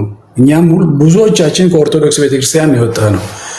እኔ በእንደዚህ አይነት ስነ ምግባር አልነበርኩም ሲጀመር። ሰውንም እንደዚህ የምሰድብበት ሞራሉም የለኝም። ጴንጤ አይቻለሁ ከመሆኔ በፊት። ነገር ግን እንደዚህ አይነት የወጣ ስርዓት አልበኛ የሆነ ማህበረሰብ እንደተፈጠረ ያወቅኩት አሁን ነው። ቆይቻለሁ በጌታ ቤት። ስለዚህ እባካችሁ ልለምናችሁ፣ ከታች የምትሳደቡ ሰዎች በራሳችሁ ላይ ኃጢአት እያበዛችሁ እንጂ የሚጠቅማችሁ ነገር የለም። መርጌታ በሚችለው አቋም መልክ ሐሳቡን መግለጽ፣ መጽሐፍ ቅዱስ እየጠቀሰ ማስተማር የሱ ሐሳብና ስራው ነው። ይሄ በቃ ጀስት ስራው ከሆነ ስራውን ለሰሪው መተው ነው። ካልቻላችሁ በንግግር አለመግባባት ከቻለ የማትችሉ ከሆነ መተው፣ ሚዲያውን ላይ አለመምጣት እንጂ ጥምጣም ጠምጥመ ምናምን ብለ እንደዚህ ነው ለወድማ ቢፈልግ ኖሮ እኔ በጣም ብዙ ጊዜ ሌሊት ማህሌት ሁሉ ሰው ሲቆም አብሬ ቆሜያለሁ። ለወድ ምናምን ተብሎ የሚታሰብ ከሆነማ ኦርቶዶክስ መቀመጥ ነበረበት ይሄ ሰው። ስለዚህ ፕሊስ ባካችሁ ልለምናችሁ፣ እግዚአብሔርን ፍሩ። ሰውን ባትፈሩ እንኳን ምላሳችሁን ሰብስቡ፣ እጃችሁን ሰብስቡ ከስድብ። እስኪ ተማሩና ስሙ። የሆነውን ነገር ሰው ከተረዳ ይቀበላል፣ ካልሆነ ደግሞ ይተዋል። ወደሚፈልገው ቦታ ሄዶ የራሱን ትምህርት ይማራል። ስለዚህ እግዚአብሔር ምሕረት ያርግላችሁ ነው የምለው፣ ሌላ ምንም አይደለም። መርጌታ በርታ፣ ቀጥል። እግዚአብሔር አብዝቶ ይባርክ። ዘመን የተባረከ ይሁን። ማናቸውንም የሰይጣንን ሐሳብ ምንም እንዳታስተናግድ፣ ወደ አእምሮ እንዳታመጣ። እግዚአብሔር አብዝቶ ይባርክ። ተባረክ። አሜን፣ አሜን፣ አሜን። ተባረክ። አንተም ጸጋ ይብዛልህ። እኛ ታርጌት ጎላችን ክርስቶስ ነው፣ ወንጌል ነው። ሐሳብ ሳይሰጥ አይወረድም። ለምንድን ነው የምታወርዱ? እኔ ሐሳብ መስጠት ፈልጌ ነው የገባሁት። ድምፁን አስተካክዩ። ቀጥይ። እሺ፣ ያው መርጌታ ተብሏል አባታችን። እኔ መርጌታ ብዬ አይደለም የምጠራ፣ የዓለም ጌታ ብዬ ነው የምጠራ። ምክንያቱም የዓለም ጌታ ስለሆኑ ማለት ነው። የኛ ኦርቶዶክስ ተዋሕዶ ቤተክርስቲያን እንደርሷ አይደለም እያስተማረችን ያለችው። እኔ ተቃዋሚ ነኝ። በዚህ አብይ ጾም እርሶ እየጠጡ ካሳዩን እናንተ እስኪ የትኛው መጽሐፍ ቅዱስ ጠጥተህ ስከር ብሎ የሚያሳየው በዚህ ሚዲያ ላይ ሶሻል ሚዲያ ላይ ቁጭ ብለው ይሄን ነገር ሪያክት የሚያሳዩ ለምን? የኛ ቤተክርስቲያን ኦርቶዶክስ ተዋሕዶ ቤተክርስቲያን ይሄ ጥምጣም ለማን ነው የምትፈቅደው? ለእርሶ ክህነት አለዎት? መጀመሪያ እኔ የክህነቱ ጥያቄ ነው የምጠይቀው። በርሱ ላይ አውሪ። መጠጣት መብቴ ነው። የምጠጣው ጁስ ነው ወይም ወተት ነው። ወተት ነው የምጠጣው። ወይ ወተት ወይ ጁስ እጠጣለሁኝ ስለሚጠቅመኝ፣ ለሰውነት ስለሚጠቅመኝ አስፈላጊ ስለሆነ እጠጣለሁ። እርሶ ስጋ ለባሽ ነው? ይሞታሉ አይሞቱም? ስጋ ለባሽ ስለሆነ ይሞታል አይደለ? ቆይ እህቴ ይኸውልሽ ርዕስ አለ። መጀመሪያ እስቲ ልጅሽን ስርዓት አስይዤ። ልጅ ተይዞ ወደ ቲክቶክ አይገባም። እሺ ወራጅ ወራጅ። ምክንያቱም የልጅ ድምፅ ምናምን ቲክቶክ አይፈልግም። ይሄን ታውቃላችሁላችሁም። እና አንደኛ ለመኮነን ነው የመጣሽው፣ ለመውቀስ ነው የመጣሽው እንጂ ለመማማር አይደለም። እኛ የምንፈልገው ለመማማር የሚመጡ ሰዎችን ነው የምንፈልገው። ለመማማር የሚፈልጉ ሰዎች በትህትና በፍቅር። ለምን ውሃ ጠጣህ? ለምን ጁስ ጠጣህ? አንተ እንደዚህ ነህ፣ ስጋ ለባሽ ነህ፣ ትፈርሳለህ፣ እንትን ትላለህ። ማንም እዚህ አይቀርም። ግን ክርስቶስን ተቀብላችሁ መሄድ ይጠበቅባችኋል። ይቺ ጊዜያዊ ድንኳን ናት፣ የምንኖርባት ስፍራ፣ በእንግድነት የምንኖርባት፣ በጣም ጥቂት ዓመት የምንቆይባት ምድር ነች። ስለዚህ ጌታን ሳትቀበሉ ክርስቶስን ሳታምኑ ብትሄዱ ግን እዛ የተደላደለ ስፍራ ይጠብቀናል ብላችሁ እንዳታስቡ። ገሃነመ እሳት ነው የምትገቡት፣ ሲኦል ነው የምትገቡት። ክርስቶስ የሌለው ሕይወት የለውም። ዘየአምን በወልድ ቦ ሕይወት ዘለዓለም፣ በወልድ የሚያምን የዘላለም ሕይወት አለው ተብሏል። ዘለዓለም ሁልቆ ቀመር የለውም፣ የዘመን ቁጥር የለውም። ዘለዓለም ለዘለዓለም ከክርስቶስ ጋር መኖር የምትፈልጉ ከሆነ ክርስቶስ የሰራውን ቀራንዮ መስቀል ላይ ስለኛ ኃጢአት የከፈለውን ያንን መስዋዕትነት መቀበል ያስፈልጋል። ማመን ያስፈልጋል። ከዚህ ውጭ እኛ ለምትሳደቡ ሰዎች ምንም አይነት መልስ የለንም። ሳሙኤል ከየት ነው ወዳጄ? እንኳን ደህና መጣ። ዘማሪ ቅድም ሲናገር እንደሰማችሁት በትህትና በፍቅር በጣም ገንቢ የሆነ ሐሳብ ነው ያካፈለን። መቀባበል መቻል አለብን እንደ እግዚአብሔር ቃል። ክርስቲያን ከሆናችሁ ኦርቶዶክስ ክርስቲያን ነች ብላችሁ የምታምኑ ከሆነ ኦርቶዶክስን አታሰድቧት፣ ኦርቶዶክስን አታቃሏት እየተሳደባችሁ። ግድ የላችሁ። ስለዚህ በፍቅር እናውራ። ጾም ለድነት ያስፈልጋል ወይ? ካስፈለገ በዚህ ክፍል ብላችሁ ልታስረዱን ይገባችኋል። እኛም እኮ መማር እንፈልጋለን። በእውነቱ መማር እንፈልጋለን፣ ማወቅ እንፈልጋለን። የማናውቀውን መቼም የእግዚአብሔርን ቃል አውቆ የጨረሰ አለ ብዬ አላስብም። እግዚአብሔር ቃል ሁል ጊዜም አዲስ ነው። እሺ የኔ ነው የሚለው ማን ነው የሚለው? አሁን የገባሽ የሪ በጌታ በኢየሱስ ልጆች ያለውን መወያየት እንችላለን አሁን። እሺ ቀጥል፣ እስቲ ቀጥል። ከየት ቤት? እሺ ያው ቅድም መጥቻለሁ። ቅዱስ ዘማሪ ዲያቆን ቅዱስ ነኝ። ኦኬ እሺ፣ ሰላም ናችሁ? ይችኛዋ የሪ አስወርዷት ባካችሁ። እሺ ዘማሪ ዲያቆን ቅዱስ ቀጥል። ዘማሪ ዲያቆን ያው እሺ ያው አመሰግናለሁ። እንደዚህም ያው እንድንወያይ እናንተን ፈቅዳችሁ አዘጋጅታችኋል እንደዚህ አይነት ፕሮግራም። ያው እንደዚህ አይነት ፕሮግራሞች በነገራችን ላይ በደንብ ይጠንከሩ ባይ ነኝ። ምክንያቱም ብዙ እርምቶች፣ ብዙ መስተካከሎችና ብዙ የተለያዩ የተራራቁ ነገሮችን አንድ ወደ ማድረግ እንመጣለን ብዬ አስባለሁኝ ይመስለኛል። በፊት የኢትዮጵያ ኦርቶዶክስ ተዋሕዶ ቤተክርስቲያን አገልጋይ ነበሩ ብዬ አስባለሁ። የወጡባቸው አንዳንድ ምክንያቶችም ይኖራሉ ከኦርቶዶክስ አስተምህሮት ጋር እርሱ የሚቀበሏቸው ነገሮችና የማይቀበሏቸው ነገሮች አደልተውባቸው ይሄኛው ነው የሚሻለው። ያው ሰው አይደለን አመዛዝነን ነው አይደለ? አቅርብኩ እሳተ ወማይ ደህዴ ካበዘ ፈቀድክ አይደለ? እሳቱንም ውሃውንም አቅርቤልሃለሁ ልጄ ወደ ፈለክ ስደድ በሚለው ቃል ተነስተው እርሶ ወደ ከኦርቶዶክስ ሃይማኖት ወደ ፕሮቴስታንት እምነት ቀይረዋል። የቀየሩበትን ዓላማ ምናምን እሱ ይቆየኝ፣ እኔ ምንም የማውቀው ነገር የለም። ግን ጾም ለድህነት ያስፈልጋል ወይ ወደሚለው ለመምጣት ያህል ጾም በመሰረቱ የምንጾመው ሰውነታችንን ከሚያመቻቹና ሰውነታችን ላይ ለኃጢአት ፍትወት ከሚዳርጉን ምግቦች የምንከለከልበትና ሰውነታችንን የምናደክምበት አንደኛ መሰረታችን ነው እንደ ኦርቶዶክስ ተዋህዶ ቤተክርስቲያን ማለት ነው። እና ይሄ አገልግሎት ላይ የምንጾመው ለምንድን ነው? አብነት አድርገን የምንነሳቸው አባቶች አሉን። በመጽሐፍ ቅዱስም እንደምንመለከት ነብየ እግዚአብሔር ቅዱስ ሙሴ ታቦቱን ከእግዚአብሔር ሊቀበል ሲል የጾመው ጊዜ አለ አይደለ? 40 ቀንና 40 ሌሊት ጾሟል ይላል አይደለ? መጽሐፍ ቅዱስ ጾሟል። ይኸው ስለ ጾም ነው አይደለ? ዘጸአት 34 ጾመ ሳይሆን አልበላም አልጠጣም ነው የሚለው እንጂ ጾመ አይልም። እሺ ቀጥሉ። እሺ እንስማዎትና እያመጣሁት ነው። ዘጸአት 34 ከቁጥር 28 ላይ ምን ይላል? ሙሴም በዚያ 40 ቀንና 40 ሌሊት ከእግዚአብሔር ጋር ነበረ፣ እንጀራም አልበላም ውሃም አልጠጣም፣ በጽላቶቹ ላይ 10ሩን የቃል ኪዳን ቃሎች ጻፈ ይላል። እንጀራም አልበላም ውሃም አልጠጣም። ሰው በተዘዋዋሪ ምን አደረገ? ምንም አልቀመሰም ነው። ተረዳኝ። ስለዚህ ምን ጊዜ ነው? 40 ቀንና 40 ሌሊት። መጽሐፍ ቅዱሱን ከፍተው ቼክ ያድርጉ። እኔ በማወራው መጽሐፍ ቅዱስ ጥቅሶች፣ ብዙ ጥቅሶች በብሉይ ኪዳንም በአዲስ ኪዳንም ሚዩት አድርጉትና ከላይ ያለው ወንድም ሚዩት አድርገውና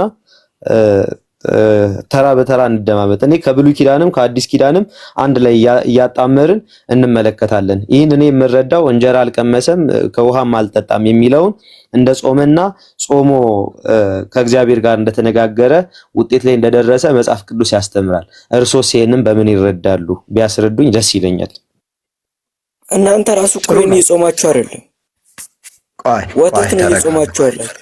እሺ ወንድም፣ እኔ ከእሳቸው ጋር ነው እያወራ ያለው። ማውራት ከፈለግ እኔ ስለ ራሴ ላወራ እችላለሁ። ጣልቃ ገብተህ የማይሆን ነገር ዘማሪው በጣም ጥሩ ንግግር ነው እየተናገረ ያለውና ልናዳምጠው ይገባል። እውነት ነው። እኔ አሁን ሙሴ በቀጥታ ጾመ የሚል ሳይሆን አልበላም አልጠጣም የሚለውን እኔም አንብቤዋለሁኝ አውቀዋለሁ። ግን እኔ ይሄንን አልቀበለውም። ሙሴ እንደ ጾመ አልቀበልም፣ ጾመ ስለማይል ማለት ነው። ግን አልበላም አልጠጣም ይላል። ሙሴ አልበላም አልጠጣም የሚለው እንደ ጾም ተቆጥሮ ጾም ነው ከተባለ ሙሴ ለአንድ ዓላማ ነው። ሁለቱ የድንጋይ ጽላቶችን ከእግዚአብሔር ለመቀበል ነው ማለት ነው የጾመው። አያጣላንም ብዙ። ግን እንደኔ እንደ ራሴ እንደተረዳሁትኝ የማንም ሰው በተረዳው ይመላለስ አይደለም የሚለው። እንደተረዳሁትኝ ሙሴ ጾመ ብዬ አላምንም። የሚገርማችሁ ነገር አሁን ጾመ የምንል ከሆነ ወንድማችን ቅድም ዘማሪ ግዕዝ ስትጠቅስ ሰምቻለሁና አቅረብኩ ለከ እሳተ ወማዬ እዴከ ሀበ ዘፈቀድከ ብለሃልና ጥሩ ነው። እንደዚህ ስለምንስማማ ነው ግዕዝ ስለጠቀስክ። ይህ ከሆነ ቤተ ክርስቲያኒቱ ሙሴ የጾመው ክርስቶስ መሲሁ እንዲመጣ ነው። እንደገናም ደግሞ ሙሴ የጾመው የኃጢአት ቁስልን ለመጠገን ነው እና የሙሴ ጾም ራሱ የኃጢአት ቁስልን ለመጠገን እንደሚያስፈልግ ቤተክርስቲያኒቱ በዜማ አስተምራናለች እና ይሄንንም አብረህ እንድትመልስልኝ ይወዳለሁ። ጾም ትፈውስ ቁስለ ነፍስ ወታጸምም ኩሎ ፍቶታተ ዘሥጋ ትሜህሮሙ ለወራዙት ጽሙና እስመ ሙሴኒ ጾመ በደብረ ሲና ይላል። አሁን እዚህ ጋር አንተ እንትን ያልከው የተረጎምከው ትርጉምና ይህ ትርጉም ሁለቱ ይጋጫል ማለት ነው። ሙሴ ሁለት ጽላቶችን ለመቀበል ከጾመ ትክክል ነው። ምክንያቱም ለአንድ ዓላማ ጾሟል። በእግዚአብሔር ፊት በጾም በጸሎት አሳልፏል። ግን ጾም ትፈውስ ቁስለ ነፍስ መባሉ ይሄ ከመጽሐፍ ቅዱስ የእግዚአብሔር ቃል እውነት ጋራ እንዴት ሊስማማ ይችላል? ሌላው እዚህ ጋር ልምጣለሁ። ጠቅለል አድርገህ እንድትመልሰው አንድ ልጨምር። ጾም ለድነት ያስፈልጋል ወይ ብለን ስንቀርብኛ ከቤተ ክርስቲያኒቱ መጽሐፍት ተነስተን ቤተ ክርስቲያኒቱ አሁን የጾም ድጓ የሚባል አላት፣ የጾም ምዕራፍ የሚባል አላት። ከዛ አንወጣም። የጾም ምዕራፍ አላት፣ የጾም ድጓ አላት። ስለዚህ የጾም ድጓ ላይ ገብተህ ገና ሀ ብለህ ዘወረደ ብለህ ስትገባ ራሱ ንጹሕ ምጾመ የሚል ታገኛለህ። ንጹሕ ምጾመ ወንትፋቀር በበይናቲነ እስመ ከማሁ አዘዘን የሚል ታገኛለህ። አየው። ስለዚህ እንደገና ደግሞ በጾም ወበጸሎት ይሰረይ ኃጢአት የሚል ታገኛለህ። ራሱ በጾም የሚዜመው ዜማ ነው ይሄንን የሚናገረው። ስለዚህ ጾም ለድነት ያስፈልጋል እያለች ነው ቤተክርስቲያኒቱ። ለኃጢአት ስርየት ጾም ያስፈልጋል እያለች ነው። ይሄንን ከቃሉ አንጻር በደንብ አድርገህ ተርጉመህ ንገረን። መልካም። ያው የሙሴን ሐሳብ አንስተውታል። ሁለተኛ ጾም ትፈውስ ቁስለ ነፍስ ብለዋል አይደል? ቅድም በመጀመሪያ ጥያቄዎትን ስመልስ ጾም ለድነት ያስፈልጋል ወይ ለሚለው አዎ በደንብ ያስፈልጋል። ምክንያቱም ከድህነት አንጻር ስንመለከተው እግዚአብሔር አምላካችን ለማን ነበረ ሂድና ስበክ ለነዌ ሰዎች ያለው? ማን ነበረ? ዮናስ አይደለ? ለዮናስ ሂድና ስበክ አለው። ዮናስም ሸሸ። በዛ ሰዓት ታንኳ ተናወጠች። ከዛ ወጣ ምናምን ታሪኩን አልዘረዘረውም። ያው በመጽሐፍ ቅዱስ የተጻፈ ስለሆነ አሳነባሪው 3 ቀን አደረ። አሳነባሪው እነዚህ ሰዎች ድነዋል። የነነዌ ሰዎች ድነዋል። ልጨርስ፣ እየመጣው ነው። ልጨርስ። እሺ፣ እየጨረስኩ ነው። እና የነነዌ ሰዎች ሄዶ ሲሰብካቸው ምንድን ያለው ንጉሱ? ምንም እንስሳ ለ3 ቀን ከምግብ ይከልከል፣ አመድ ነስንሰው ማቅ ለብሰው እግዚአብሔርን ለመኑት። እግዚአብሔር ሊያጠፋቸው የነበረውን ሰርዞ ወደ ምሕረት ለወጠላቸው። ስለዚህ ጾም አንድም እያዳነ ነው። እግዚአብሔር ያኔ ጾሞ ንጉሱ ከዙፋኑ ወርዶ አመድ ነስንሶ ማቅ ለብሶ አልቅሶ እዚህ ጋር ግን ከነገረ ድነት ጋር ይቅርታና ልሰጥ እችላለሁ። ያቆን ይቅርታና እዚያው እንድታስተካክለው ነው። እኔ በጣም ተመችተኛል። እዚህ ጋር ከነገረ ድነት ጋር ተያይዞ ነው ዜማው የቀረበ።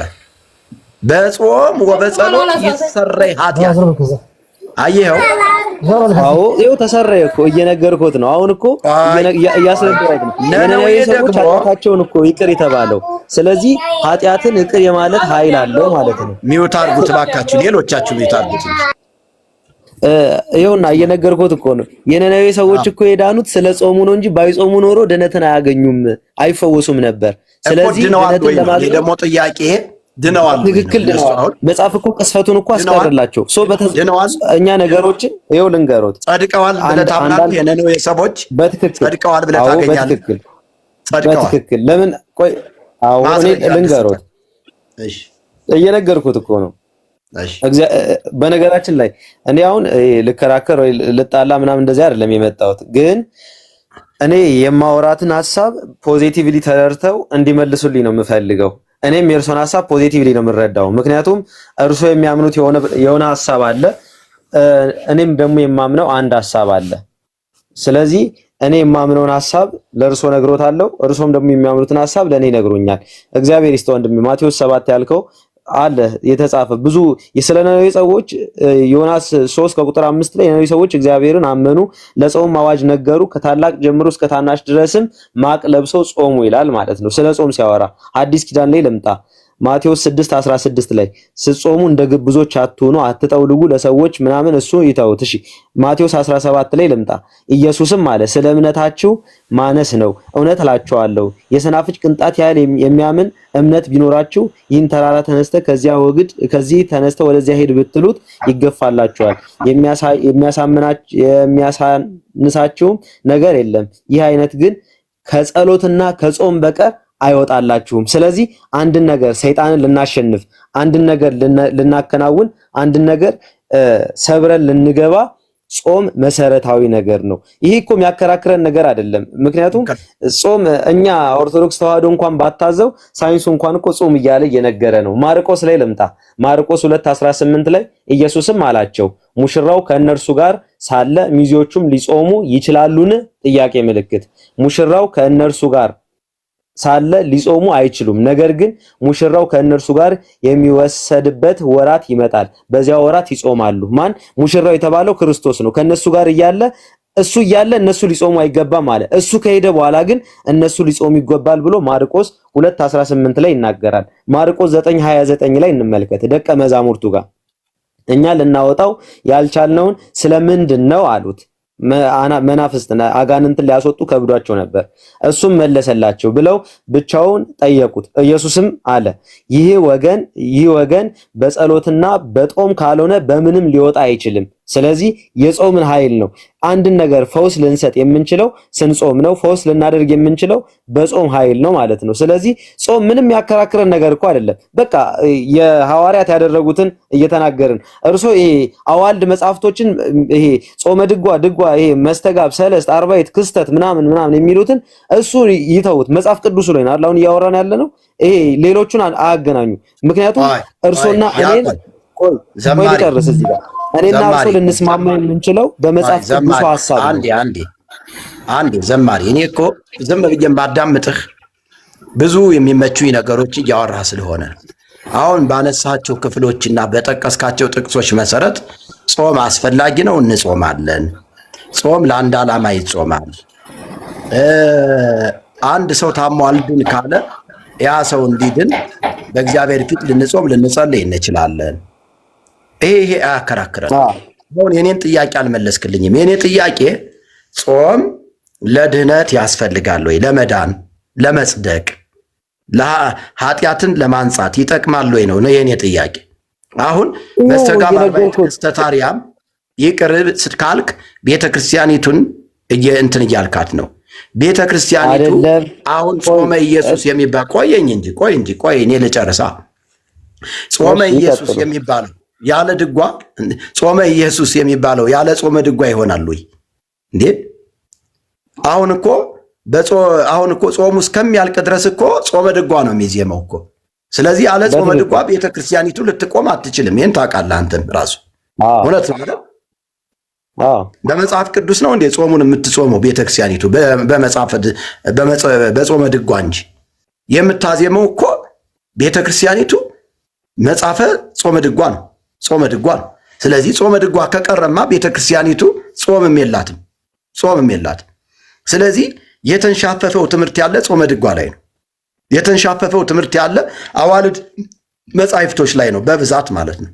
በብዛት ያው 80 አሐዱ ላይም ልናገኝ እንችላለን፣ ግን በብዛት ደግሞ ተንሻፎ የምናገኘው ከመጽሐፍ ቅዱስ ጋር ተጋጭቶ የምናገኘው አዋልድ መጻሕፍቶች ላይ፣ የዜማ መጻሕፍቶች ላይ ነው የምናገኘው። ስለዚህ እኔ አሁን ጥያቄን እንድትመልስ የምፈልገው በጾም በጸሎት ኃጢአት ይሰረያል ወይ? በጾም በጸሎት ኃጢአት ይሰረያል ወይ? ለኃጢአታችን የክርስቶስ ደም ፈሶ እያለ ለኃጢአታችን ጾመን ጸልየን ከኃጢአት ልንነጻ እንችላለን ወይ? ይሄን ብቻ መልስልኝ እባክህ። ይሄን ብቻ መልስልኝ።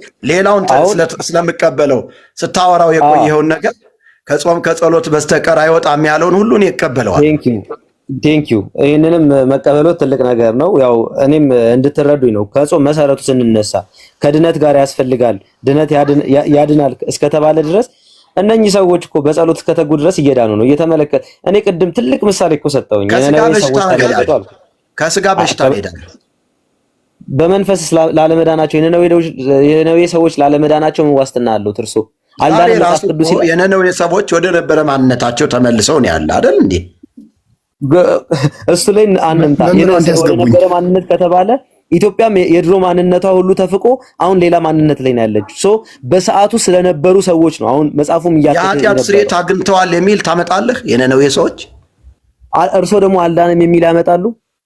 ሁለታችን እዚህ ጋር እንስማማ። እንደዳኑ መጽሐፍ የለው ህይወት የለውም ነው የሚለው። ክርስቶስ ጾመ። ክርስቶስ የጾመውን ደግሞ እኛ ማራያ አድርገን እየጾምን ነው።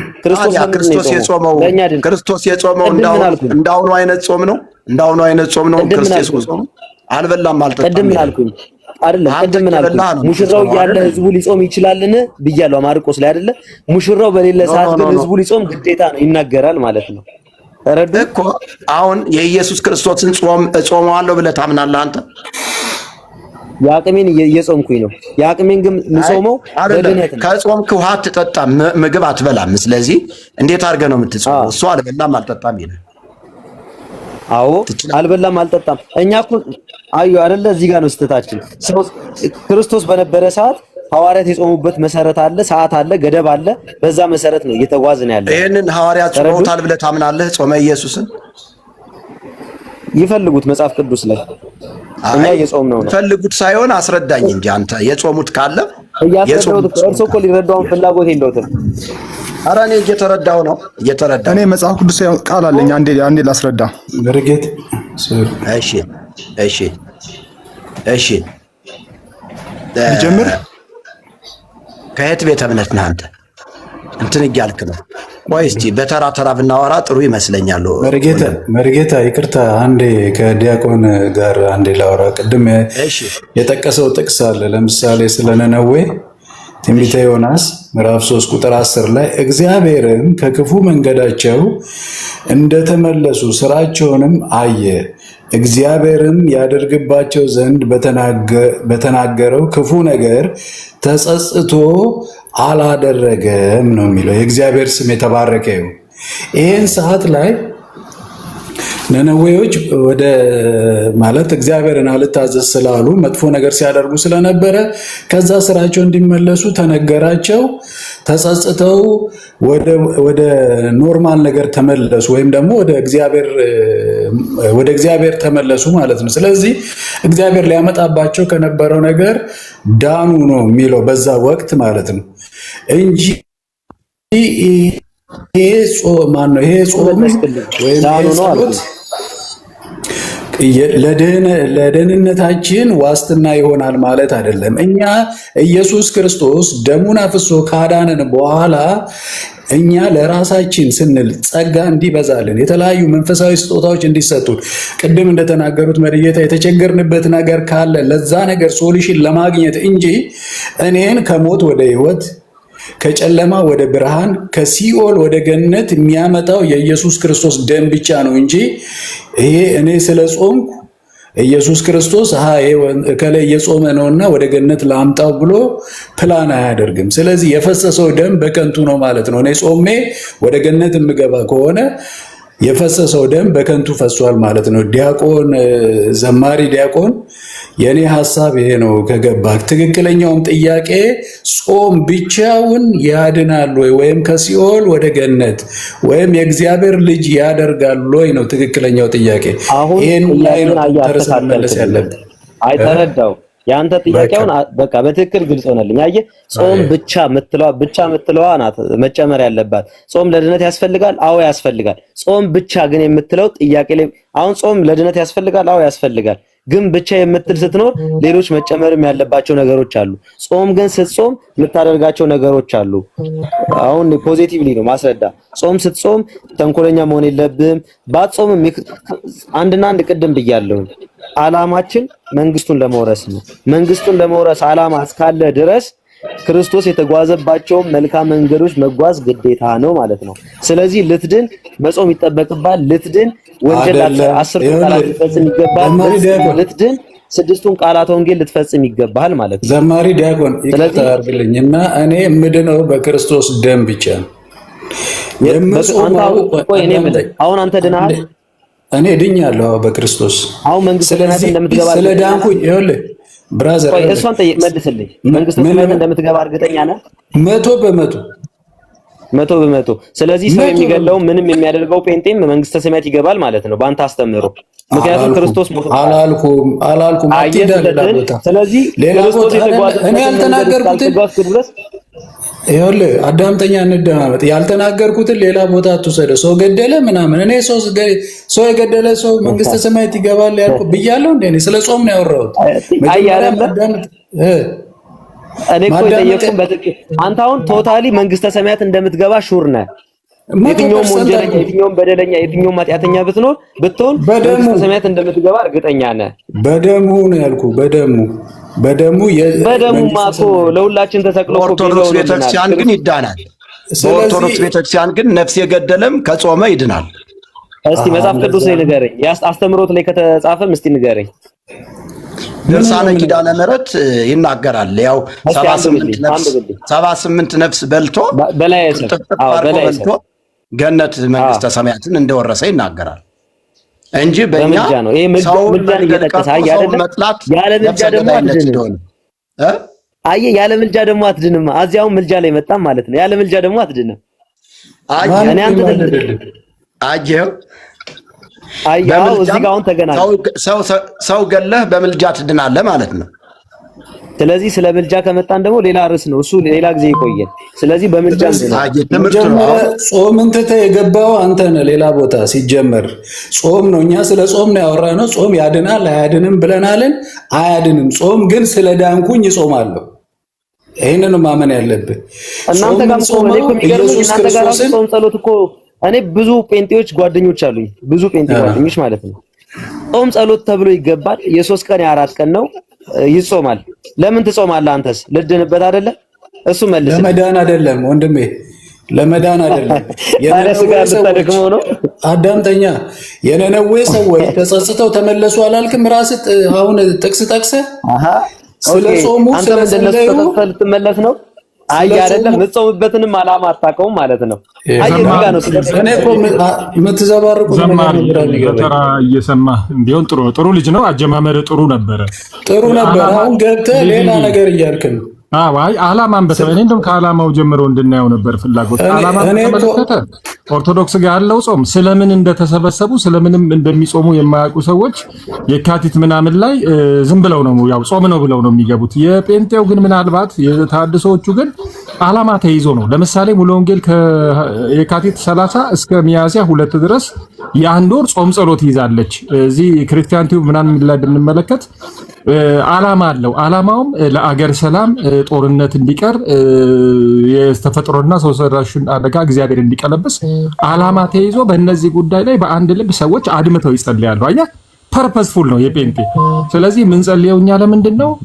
በእግዚአብሔር ፊት ራሳችንን አዋርደን አጀንዳ ይዘን መጽሐፍ ቅዱሳዊ ጾም ነው የምንጾመው።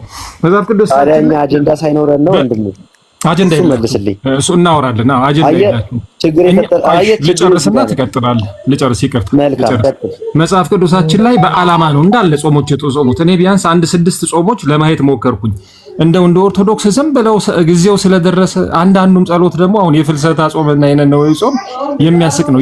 የጾም መታሰቢያ ብቻ ሳይሆን በተለይ የፍልሰታ የማርያምን አስክሬን ልመና ነው ተጾመ ሐዋርያት የሚባለው። አንደኛ እንደዚህ ነገር ተደርጎ የማይታወቅ ሐሰተኛ ጾም ነው።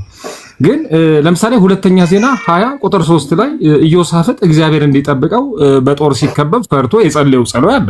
ይሄ በጣም ጥሩ ፐርፐዝ ነው።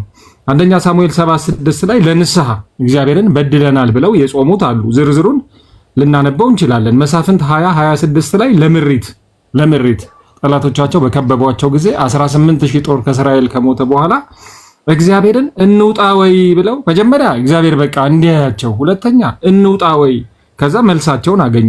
በዚህ በኩል ውጡ፣ ነገ ውጡ አላቸው። አራተኛ የአስቴርን ጾም ስንመለከተው ፐርፐዝፉል ነው። ሞት ተፈርዶባቸዋል፣ ጦርነት ታውጆባቸዋል። ጾም ጸሎት ያዙ፣ ያ ነገር ተቀለበሰ። የሌሎችም ጾሞች ዕዝራ 8:23 ላይ እግዚአብሔር ከጠላት እንዲያድናቸው የጸለዩትም ጾም ጸሎት ያደረጉትም አለ። እነዚህ ጾም ጸሎቶች በሙሉ ስንመለከት ፐርፐዝ አላቸው። ስለዚህ ጉዳይ እንጸልይ። የወንጌል አማኞቹም አሁን እንደዚህ ነው። እንደ ግለሰብ፣ እንደ ቤተሰብ፣ እንደ አጥቢያ ቸርች፣ እንደ ለምሳሌ ሙሉ ወንጌል የያዘችው ቸርች ወደ 9 ሚሊዮን አባላት አላት። 9 ሚሊዮን ሰው ነው ጾም ጸሎት እንዲይዝ የታወጀው። በጣም ፐርፐስፉል ነው። ፒን ፖይንት ነው። ምን እንደሚደረግ ምን መልስ ኤክስፔክትድ አውትካም የሚመጣው መልስ ሁሉ ይጠበቃል። ኦርቶዶክስ ጋር ስንመጣ የእንትን ጾም ነው ይባላል። በቃ ሰዎች ተሰብስበው እንደው መንገድ ላይ ኢንተርቪው ይዘን እንደው ትያበቡ ምንድነው ወዴት እየሄዱ ጾም ጸሎት ላስቀድስ ስለምንድን ነው? አይ እኔ እንጃ ጊዜው ስለደረሰ። እሺ ጋሽ በቀለ እንዴት ነው ወዴት ነው የሚሄዱት? እንትን ላስቀድስ ለምንድን ነው የሚጾሙት? ያው እንግዲህ ጾም ጊዜው አይደለ አን ፐርፐስፉል የሆነ ጸሎት ነው። ከዚህ አንጻር ስንመለከተው እንደው ከረሃብ አድማም ያነሰ ነው ማለት እንጂ እንደው ይቅርታ አድርጌ ቃሉን ለመጠቀም ባይኖርብኝም እንደዛ አይነት ነገር ነው የምንመለከተው። እና እንደው ምን ፐርፐስ ይዞን ስለምንድን ነው በአንድ ልብ የሚጸልየው? እስቲ አንተ ንገረን ዘማሪ።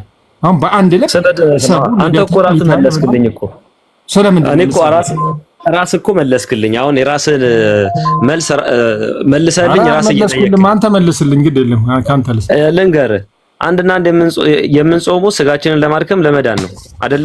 ድነት ነው። ሶ አላማ የለውም ያልከው እኔ እንደው የሚገርመኝ እናንተ አላማ ቢስ እንደሆነ ነው። ይቅርታ አድርግልኝ ለቃል አጠቃቀሚ። ምክንያቱም አላማውን እኮ ስላሳየው አልሳቀቅም። ችግር የለውም። አላማውንማ አንተን አሁን እዚሁ ሰራው እኮ ችግር የለውም። ንገረኝ አንተ አላማ ቢስ ስለሆነ እስቲ ንገረኝ። እኔ የሙሉውን ጾም ጸሎት እነግርሃለሁ። እኔም የኦርቶዶክስን እየነገርኩ ነው። አላማው ድነት ነው። ህዝቡ እንዲድን ሀገር ሰላም እንዲሆን ነው። አየህ ለሀገር እኮ የምትጸልይ እኮ ናት ቤተክርስቲያን። በየዓመቱ እንደዛ ነው የምትጸልየው ለሀገር ሰላም። እስቲ ምን ሰላም ምን ሰላም ምን ፈልገዋ አንተ እየበደልክ እኔ እየበደልኩ እንዴት ሰላም ይምጣ? እኛ ግን እየለመንን ነው። አባቶች በጸሎት የመጡ አባቶች እየለመኑ ነው። ለሀገር ሰላም ተብሎ ጾም ጸሎት አልተያዘም። የጾም ጸሎት ጊዜ ስለደረሰ የካቲት ስለደረሰ ነው እንጂ ምንም አላማ የለውም። አይደለም። አትሳሳት። ቆይ ስማኝ። ይሄ በኦርቶዶክስ ተዋህዶ 7 አበይት ጾሞች አሉ። 7 አበይት ጾሞች ሮብ ዓርብ ጨምሮ ማለት ነው። 7 አበይት ጾሞች አሉ። 7ቱ አጽዋማት ግን ለምን እንደሚጾሙ አላማውን እየነገርኩ ነው። አንደኛ እንድትድንበት፣ ሁለተኛ ስጋህን እንድታደክምበት፣ ሶስተኛ ከኃጢአት እንድትርቅበት፣ አራተኛ ለሀገር ለወገን እንድትጸልይበት ነው አላማው። ሌላ ፐርፐዝ የለውም። 7 አበይት ጾሞች አሉ። 7ቱን አበይት ጾሞች ምን ጾምበት ዋነኛው አላማ ይሄ ነው ማለት ነው። ልክ አንተ የሙሉ ወንጌል ከዚህ እስከዚህ ቀን ያዘ ነው አይደል ያልከኝ? እኔም 7 አበይት ጾሞች አሉ። ማስረጃ አላማ አለው ካለ አላማ አለው ካለ አንደኛ ይሄ አላማ የለም። አላማ ሜንሽን አልተደረገም። እንኳን ለአብይ ጾም አደረሳችሁ እንኳን ለእንትና ጾም አደረሳችሁ ሲባል ነው የምንሰማው። ሁለተኛ አላማ ኖረ ቢባል እንኳን ራሱ አንድ ጊዜ ሁለተኛ አላማ ኖረ ቢባል እንኳን ወደ ታች አልወረደም፣ አልሰረጸም። ኦርዲናሪ ሰዎችን እትያበቡን ጋሽ በቀለን እኮ ለዚህ ነው አውርደን ብንጠይቃቸው ምንም የሚነግሩ ነገር የለም።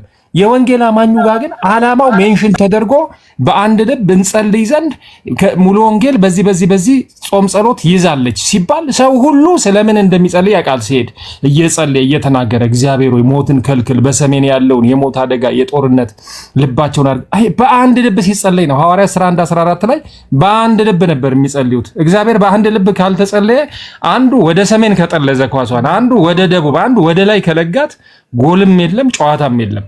ስለዚህ ለዚህ ነው አላማ የሌለው አነጣጥሮ የማይተኩስ ሰዎች ተሰብስበው ዝም ብለው ጊዜና ወር ስለደረሰ ፕሮቲን የሚለውጡበት ፕሮቲን እኛ 5ኛ ክፍል ስንማር መሪጌታ የፕሮቲን ለውጥ የሚባል ነገር አለ። የስጋን አተርና አኩሪ አተር ይተካዋል ተብለን ነው ፉሊ ነው የሚተካው በነገራችን ላይና ስጋ አልበላም። ቀድሞ ስጋ የት ይገኛል? እንቁላል የት ይገኛል? አንድ እንቁላል እኮ 22 ብር ነው እኛ ሰፈር።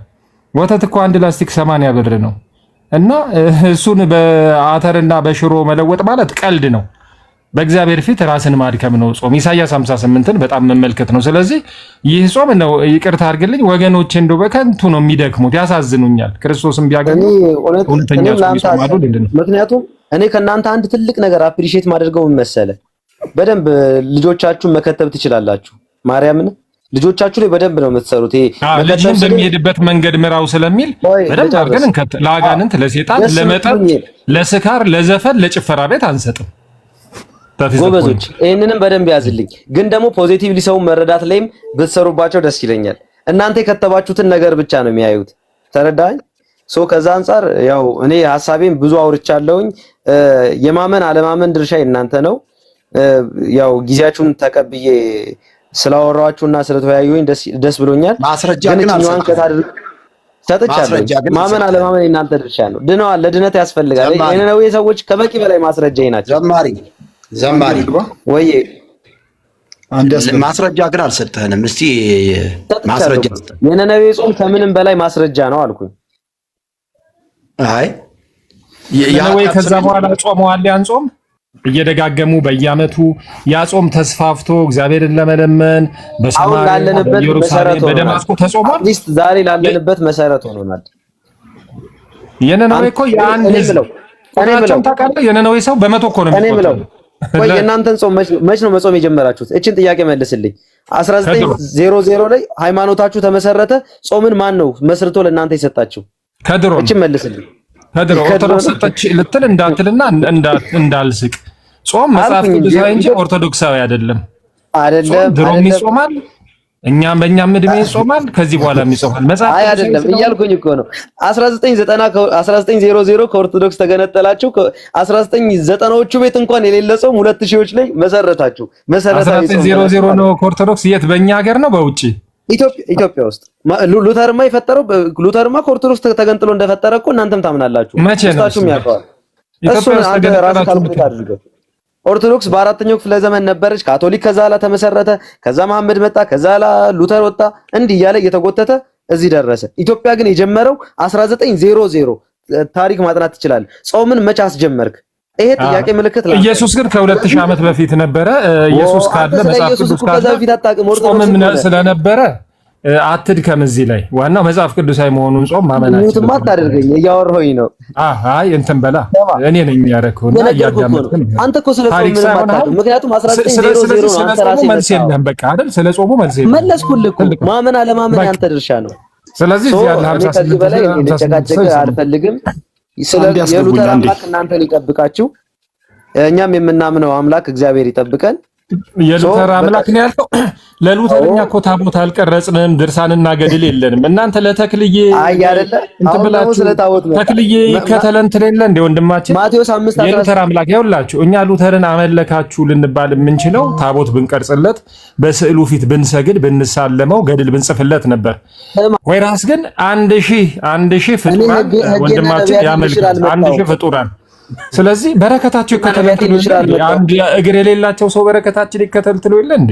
ወዳዚት ምን እኔ ሁሉ ምን ነው ወንድም ነው መሸነፈው የምታምነው ሚውት ስታደርገኝ ነው። ሚውት አታደርገኝ። አይ ማዳመጥ አለብህ ብዬ ነው። አዎ አንተም አዳምጠኛ። ስማ ሕጌና ነቢያቴን ልሽር አልመጣሁም ፈጽሞ ላጸናቸው መጣሁ እንጂ ያለው ሕግ የተባለው 10ቱ ቃላት ነቢያት ደግሞ የተናገሩት ትንቢት ነው። ስለዚህ ታቦት ተሽሯል የሚል ነገር ካለ እሱንም አስረዳኝ። አየቆዚ ይቀርናል ጋዝንና መምህር ብርሃን አድማሴን ጠይቃቸው የብሉይ ኪዳን ታቦት የለንም ብለዋል። እስቲ አይደለም ስለዚህ እነሱ ተሽሯል ተሽሯል። እስቲ ማቴዎስ 5ን አንብባ በደንብ። እኔ ሕግና ነቢያቴን ልሽር አልመጣሁም ፈጽሞ ላጸናቸው እንጂ ነው። ስለዚህ ታቦት አለ። እሺ ዶክተር ያረጋልን አናግረው። በቃ ታንኪዩ አንተ አናግረው እንጂ ራስ እኔም አመሰግናለሁ። ታቦት የለንም ብለህ እኔም አመሰግናለሁ። ማመን አለማመን ያንተ ድርሻ ነው። ጨርሻለሁ። ታንኪዩ ስለመጣ ደስ ብሎናል። እኔም አመሰግናለሁ። መምህር አንድ ጊዜ ማል ገባ አንተ ጋር ልምጣና፣ እሺ አንተ ጋር አንድ ጊዜ ልምጣና አንድ ጊዜ እስቲ ስለ ያው ምናልባት መተባበር ነው መጠይቅህ። እኔ ብዙ ጊዜ አሁን ከበሮ ሚዘ ምናምን ቪዲዮች ዛሬም ደጋግሞ 2-3 ጊዜ መጥቶልኝ ነበር። ነነነነነ ምናምን በሚል መዝሙር ምናምን ከበሮ እየመታ ምናምን አይቼ ነበር። በእርግጥ መርጌታ ነው አይደለም ብዬ በጣም ለራሴ ግራ እየተጋባው ስለነበር ይቅርታ በቃ ድፍረት አይሆንብኝና አሃዱ አብ ቅዱስን አንድ ጊዜ እስቲ በዜማ ብሰማትና እውነትም መርጌታ ነው ቢያንስ በትንሹ ነው በመረዳት አሊያ ስቡን ወይ ወረ ምስባክ አንድ ነገር በዜማ ማቃተን ነገር ብትልልኝ እውነትም የሰው መርጌታ ነበር። ቅዳሴው ያው ግዴታ ታውቀዋለህ። አሃዱና ወንጌልን ብትልልኝ አምኜ እንድቀበል፣ ምክንያቱም አውቀህ ነው ከኛ ቤተክርስቲያን የወጣው የሚለውን ነገር እንዲይዘው የኦርቶዶክስም ተከታይ መሆንን ለማረጋገጥ ስለምፈልግ በፊት እንደነበርክ ማረጋገጥ ስለምፈልግ እሷን ብትልልኝና ከዚህ በኋላ አንዳንድ ውይይቶች ሲኖሩ እየገባው እንደዚህ ብንወያይ ብዬ አምናለሁ። ማስቸገር ካልሆነብኝ አሃዱ አብ ቅዱስና ወንጌልን ብቻ። እሺ በመጀመሪያ ደረጃ ይሄ አሃዱ አብ ቅዱስ የአዲስ አበባ ምዕመን ራሱ ጮህ ብትለው ይጮሃል። እውነት ለመናገር በተሰጦ አሃዱ አብ ቅዱስን በተሰጦ የአዲስ አበባ ምዕመናን ራሱ ጭልጥ አድርገው የሚጮሁት ነው። ቅዳሴ አዲስ ነገር አይደለም። እሺ ነክስ ላይ ልምጣና ሰላም ለኩያቲኩሙ እንደራም በአካል ሚለውን በመረግድ መልክ እስቲ ሞክርልኝ። እሷን ብቻ ማርያምን አላስቸግርም። ሌላ ተፈጸመ ተስፋ አበው ብለህ ጀምርልኝና ተፈጸመ ተስፋ አበው በኢየሱስ ክርስቶስ ነው የምለው በለው። ችግር የለውም አንተ በፈለከው በለው። ተፈጸመ ብለህ ጀምርልኝና በሱ ልስማና ሙሉን አንዴ በቃ እኔ ስለ አምኜ ቀጣይ ስመጣም አንተ በምታውቀው ልክ ተዘጋጅቼ እንድመጣ ስለፈለኩ ነው።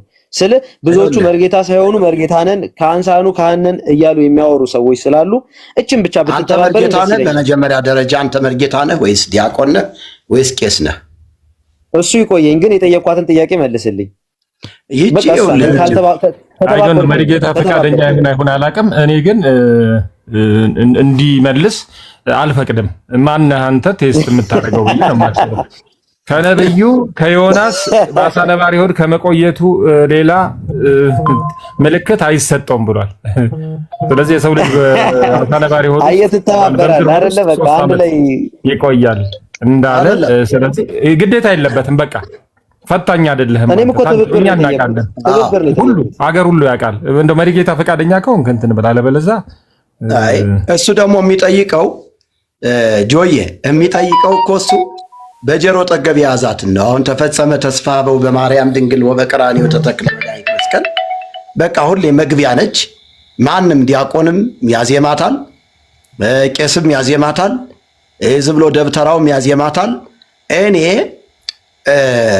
አንተ ትክክለኛ መርጌታ ከሆንክ መጠያየቅ ያለብን ብዙ ጠንቅቆች አሉ። መጠያየቂያ ሊቃውንቱ የሚያውቁ በሊቃውንት ደረጃ ያሉትን ነው መጠያየቅ ያለብን ወዳጅ እንጂ ይችን ዝም ብለህ በጀሮ ጠገብ ይዘህ ቆንጽለህ መጠህ ተፈጸመ ተስፋ በአሁን ትጠይቀኛለህ። አዎ እኮ ይዣት ሊሆን ይችላል። እኔ በትንሹም ይዣት ሊሆን ይችላል አይደለ? እሺ እኔ ልጠይቅህ እስቲ ባራ ማራ ወሊጦ ንግረ ማጣ ሱርቲዮን የሚለው መዋሲት ሄት ስፍራ ነው የሚገኘው። እስኪ ይችን መልስልኝ አንተ። የማን ነው ይሄ? ለምን መልስልሃል? እኔ የጠየቅኩትን ሳትመልስ እኔ ለአንተ ልመልስልህ? ይኸውልህ አሁን አንተ በደንብ አዳምጠኝ። እኔ እኮ መርጌታ ባልሆን ይሄን አላውቀውም አይደለ እንዴ? መርጌታ ባልሆን እኮ አላውቀውም። እኔ የጠየቅኩን ዜማውን ስለማውቃት አይደለ? የማውቃትን ዜማ ብጠይቅ ይቺ አሁን ይቺን ዜማ እንዲያው እንዴት ነው የምጮህልህ? ይቺ ማንም ሰው የሚያቃጭላት ይሄ በጀሮ ጠገብ የምትጮህ ዜማ አሁን ተፈጸመ ተስፋ በው በማርያም ድንግል ወበቀራንዮ ተተክለ መድኃኒት መስቀል ይቺ እኮ ሁሌ ማንም የሚያቃጥ የኔ እናቴ ራሱ ታዜማዋለች። ይገርማል። እስቲ በልልኛ በቃ በልልኝና እኮ ሽንፈት አይደለም ማለት እኮ ኖርማል ነው። በቃ ለመጠየቅ ራሱ አልደረስክም። ፕሊስ በቃ ለመጠየቅ ራሱ ኳሊፋይድ አይደለም። ለአንተ መጠየቅ ራሱ አልደረስክም። እኔ ቅድም ስጠይቅህ የቆየሁትኝ ጥያቄ ራሱ ጾም ትፌውስ ቁስለ ነፍስ የሚለው የመርጌታ ሙያ እኮ ነው። የመርጌታ ሙያ ነው። አሁን በዚህ ለማሸማቀቅ ምናምን አስበህ ነው ተፈጸመ ተስፋ በው በማርያም ድንግል። በነገራችን ላይ ወንድማችን ያለው የአባቶች ተስፋ በማርያም ድንግል ተጨረሰ ተቋጨ የሚል ትርጉም ነው ያለው። ተፈጸመ ተስፋ አበው የአባቶች ተስፋ በማርያም ድንግል እንደተቋጨ እንደተከናወነ፣ ያ ተስፋ ደግሞ ድነት ነው። የድነት ጉዳይ በማርያም እንደተከናወነ የሚናገር ነው። አያችሁት? ምንፍቅና ነው ዘርቶብን የሄደው። ስለዚህ መባል ያለበት ተፈጸመ ተስፋ አበው በኢየሱስ ክርስቶስ ወበቀራንዮ ተተክለ መድኃኒት መስቀል። እንደዚህ ብላችሁ እንድትረዱትና እንድታዜሙ ትፈልጋለሁ። ከዚህ በኋላ ትክክለኛው ትምህርት መሆን ያለበት የአባቶች ተስፋ የነቢያት ትንቢት የተፈጸመው በኢየሱስ ክርስቶስ እንጂ በማርያም አይደለም። ይህን ማወቅ አለባችሁ። አሁን ስለ ማርያም ሊያዜመኝ ነው የሚፈልገው። በዛ ላይ ጀሮ ጠገብ ማንም ሰው የሚያዜማት አሁን አሐዱ አብ ቅዱስ የማያዜመው ሰው የለም። አሐዱ አብ ቅዱስ ጠንቅቁን እኔ ልጩህልህ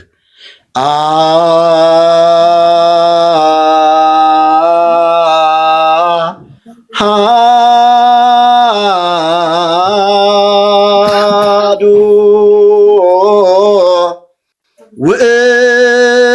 ውእቱ አምላክ ፍጹም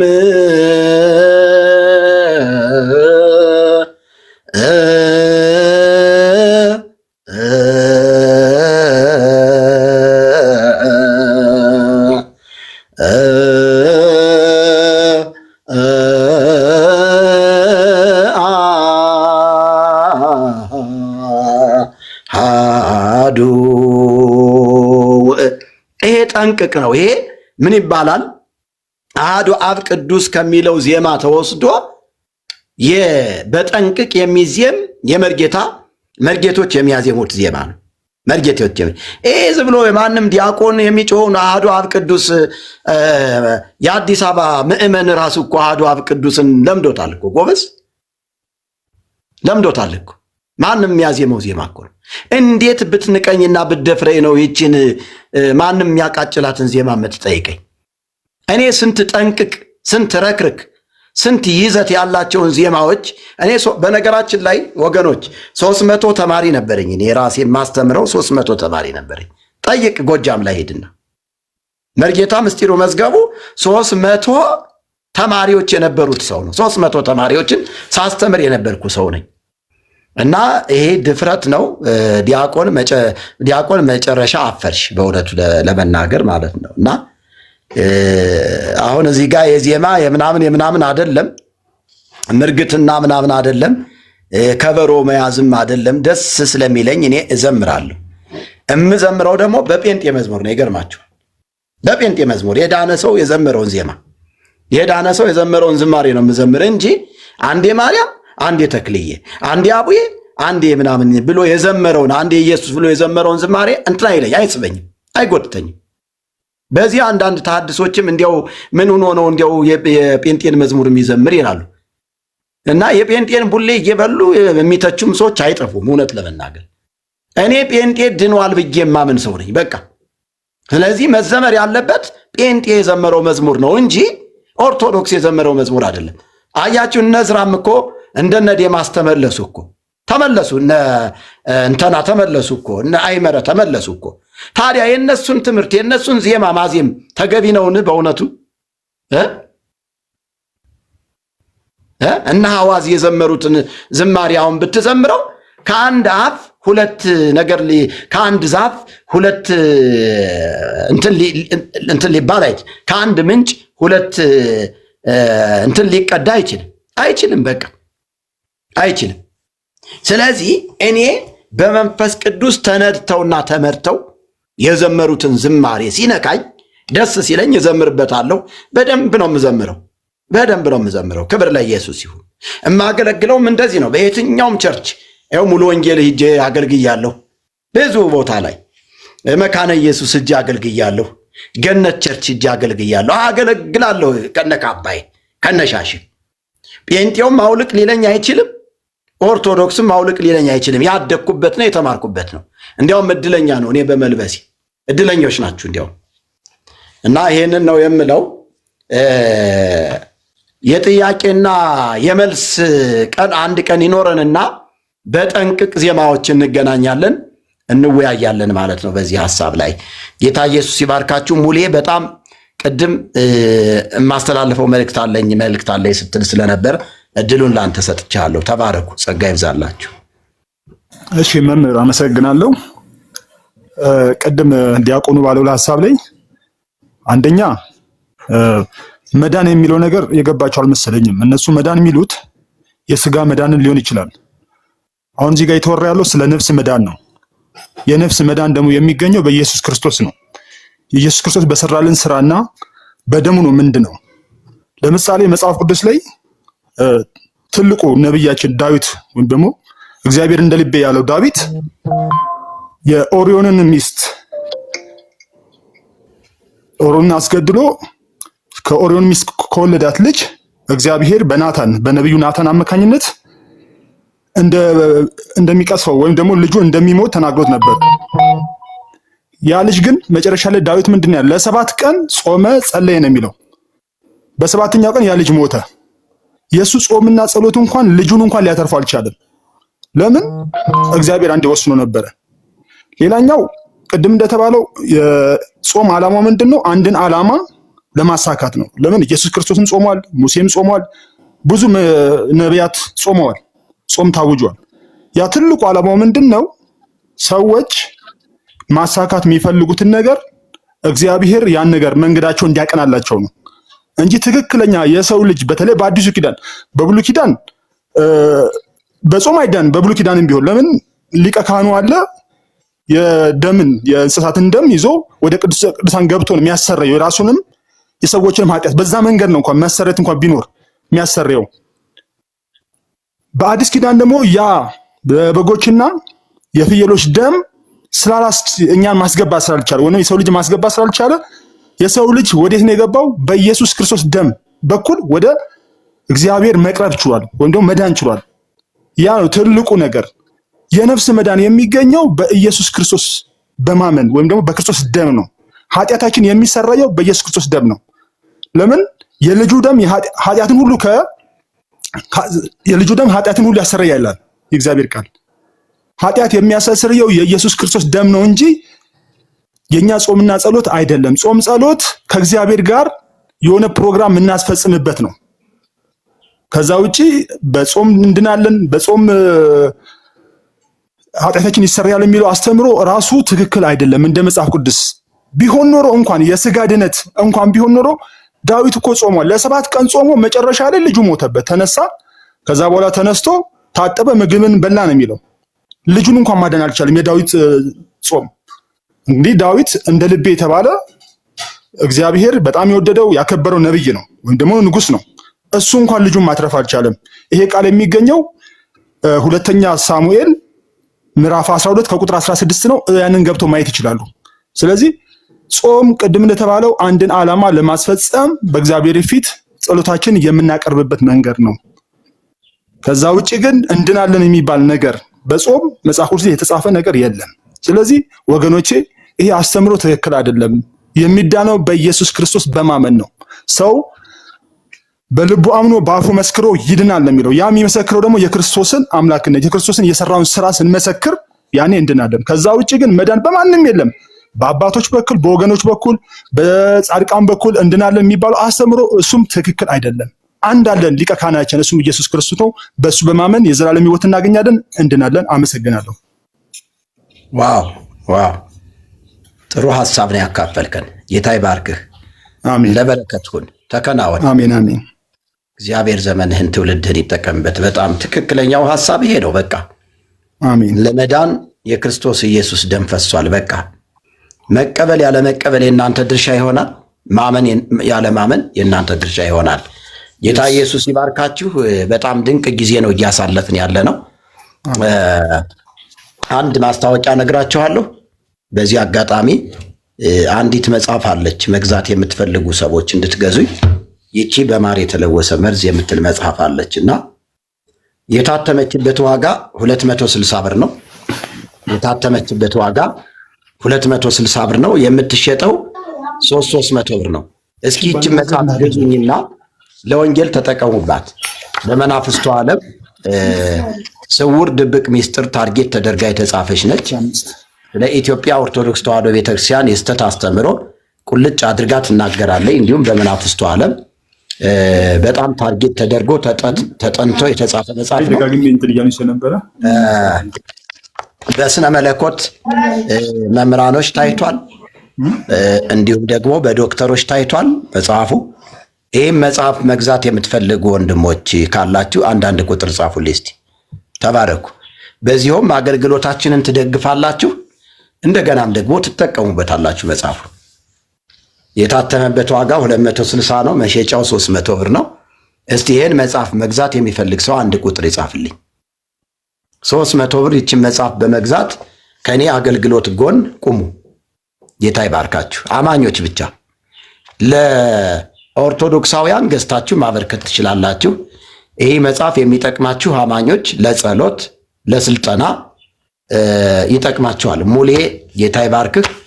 እሺ ሙሌ ናምናለሁ። ምክንያቱም ከአዎታችም አሉ በጣም ብዙ ሰዎች። እሺ አንዳንዶቻችሁን አስገባችኋለሁኝ። ሙሌ የት ነው የምትኖረው? የት ነው የምትኖረው? አዲስ አበባ ነው። የት አካባቢ?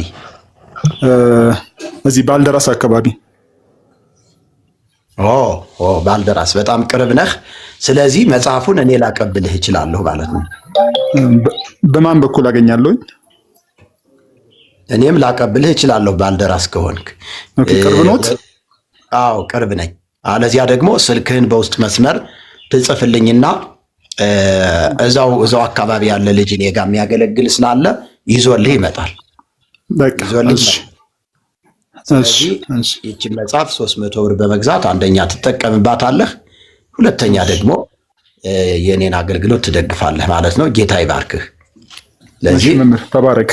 ባዮ ላይ ስልክ አለ፣ በዛ ደውልልኝ። ተባረክ። እሺ እደውላለሁ።